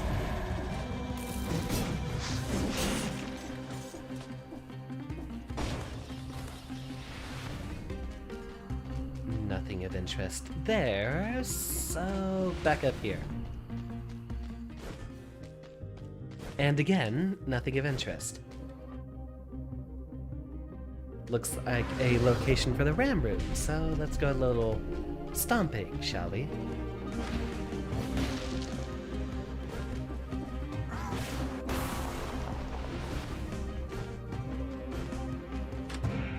Treasure chest, hopefully with another skill. That'll do. Not very good. But it'll work. What do you want? What do you want? Hold on, I think my cat wants to be let out of the room. Let me take care of the little guy. I love him. I have to.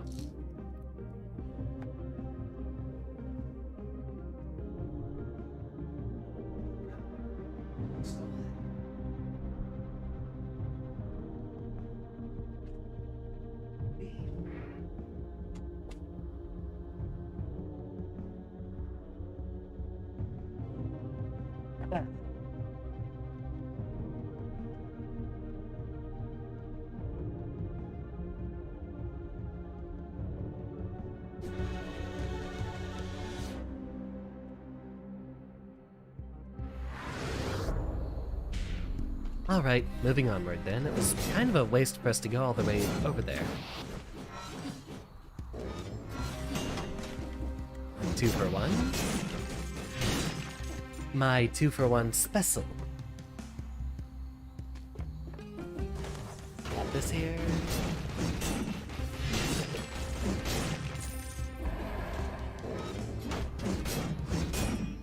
Luckily, those guys have very long, very telegraphed attacks. The worms are who we want to worry about. As well as the guys with the blowguns.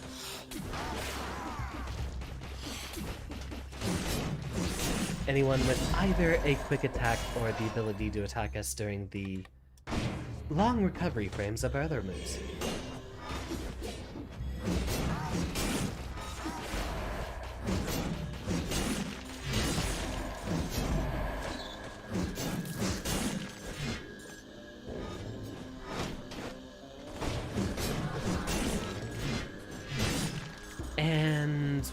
glad that we waited to kill that guy because he can catch his axe. If you kill him before his axe makes the return, it can actually hit you when it boomerangs. Axes don't actually have a boomerang ability in real life, do they? Always seems weird that you have axe-throwing enemies in a game that can just get away with it.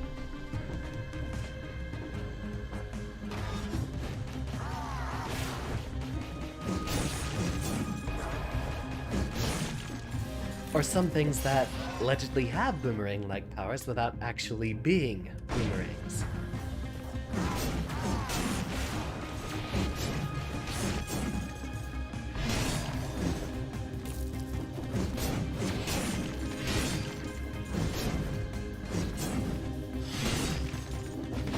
Go through here, hit you.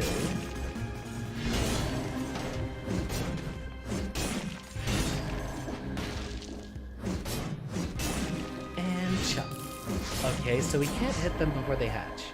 Got it.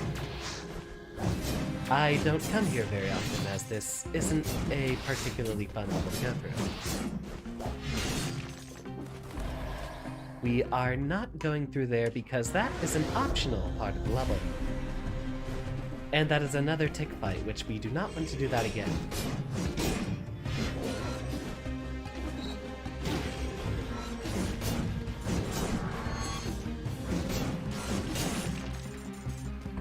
Alright, Crusher will take care of all those enemies over there. Gotcha.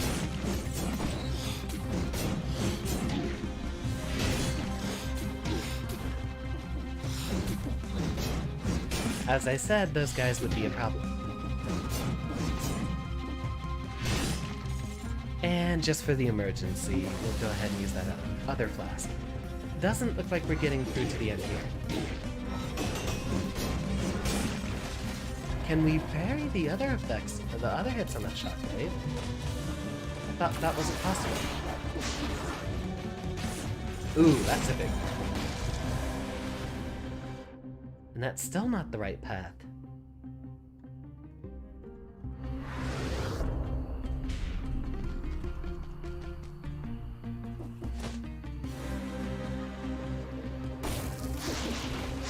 So it should be down here, right?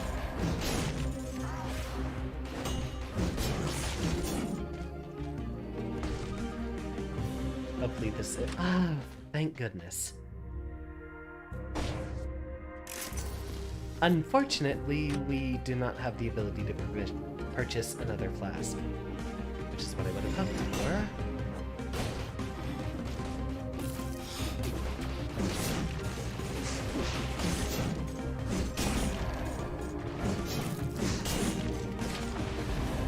There we go. So... Oh.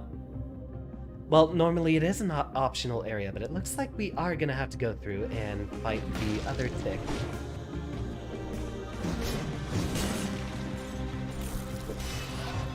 Which I am not looking forward to. But we can handle it patiently. Just parry, hit, parry, hit. That's all we have to worry about.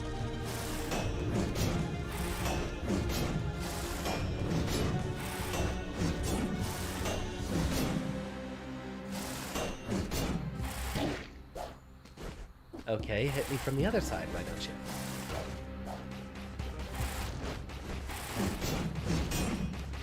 Actually, we can probably do this since this weapon will be able to stun lock him so easily. Or not.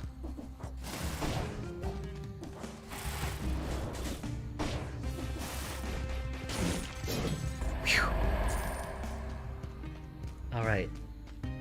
Only one more room until the end. Let's make sure we can do this.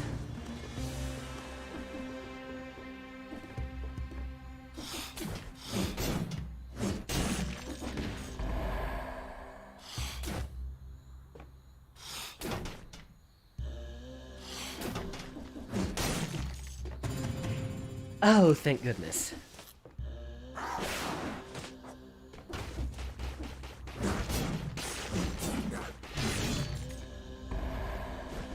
Alright, I think now we're safe since we're done with the vertical part, which would be the biggest problem for us, as it's difficult to parry things vertically.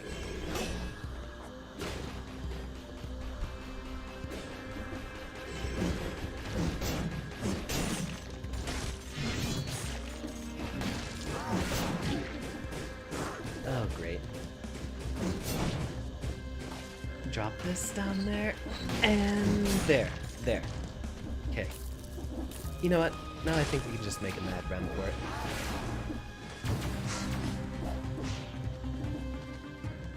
it.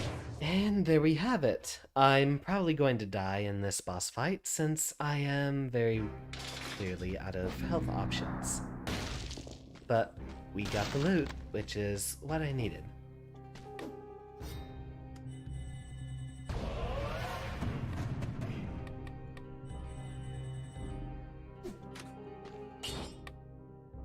Lo and behold, in my opinion, the best weapon in the game. Did they buff it? It feels faster. Feels much faster.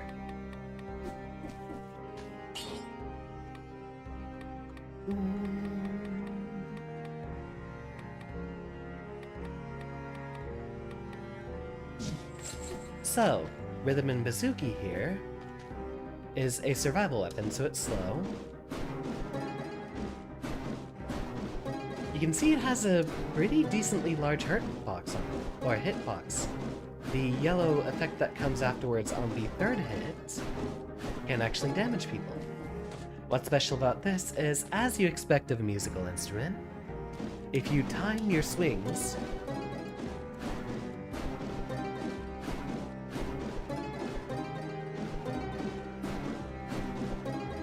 you get the red effect, which has a higher damage and a much larger range. So with this, you can clear out entire rooms just with a few swings. Down that flask and see how long we can last here. Which, if we win, I'll be impressed.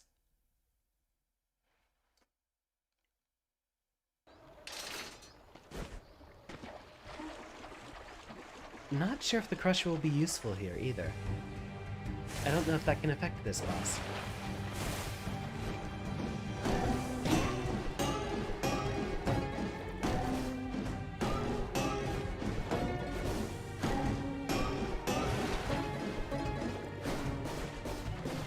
And take a run through here.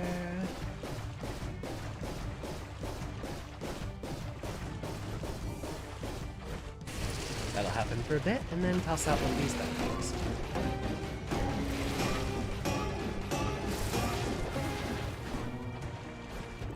We might have a chance.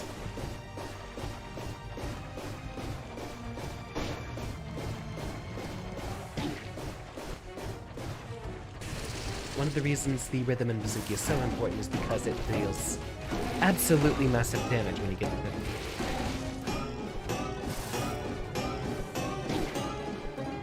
When you get the critical hits off of it.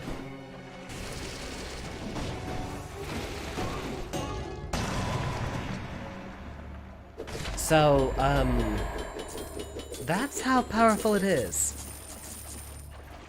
We managed to deal that much damage to the boss.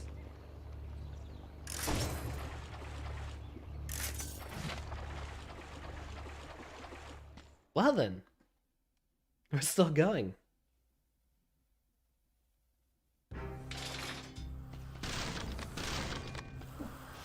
Well, I think we can make this run actually last then. I wasn't thinking the loot was going to get us that much further ahead, but we still have a lot of catching up to do. And for the most part, it doesn't look like we'll be able to get back into the hang of being able to fight some of the bosses ahead of us. We'll take that. We have an ability to restore health.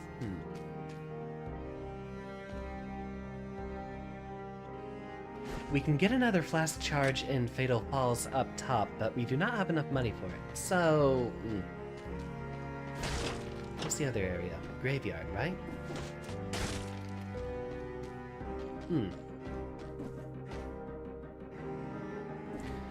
we did miss up on that knockback shield. So, let's take another run through this level and see if we can get it this time around, which will require us to use the spider rune to get over the big central tower that blocks off most of the area.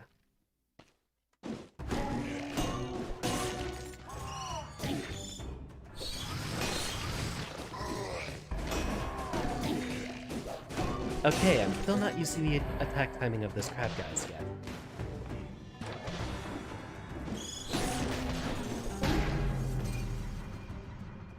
Or, you know, well, just outright get hit by a cannonball.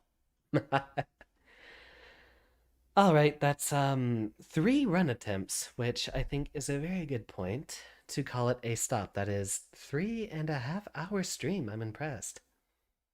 I will definitely be playing this again tomorrow, probably for a longer time, but as it stands, I need to get my other controller fixed and get a lot more used to using this one. Then I'll probably be able to see if we can get through 2BC difficulty soon, maybe. Having to deal with fighting a new boss fight, it could take a while, so we might have to get through the DLC first. Dead Cells tomorrow, maybe fighting game streams on the weekend since I would like to get back to that. I hope to see you all there, but for now, class is dismissed. Thank you all for your attendance, and I hope you have a wonderful evening. Skibbity-doo-da-ba-bum-ba. And hide here at the bottom of the screen. Once more, as always. How the heck are you supposed to use this with a fight pad? Yeah, that's gonna take some getting used to. I might just go ahead and use the fight pad for everything at this point afterwards. Thank you, Kayla. Thank you very much for your attendance. Dabaros, as well. Thank you very much. Broham, if you happen to still be here, thank you for your attendance. Any and all here. Don't think Cave is still here. He must have left a while ago. Skibbity-bidoo-bop-bop-bop.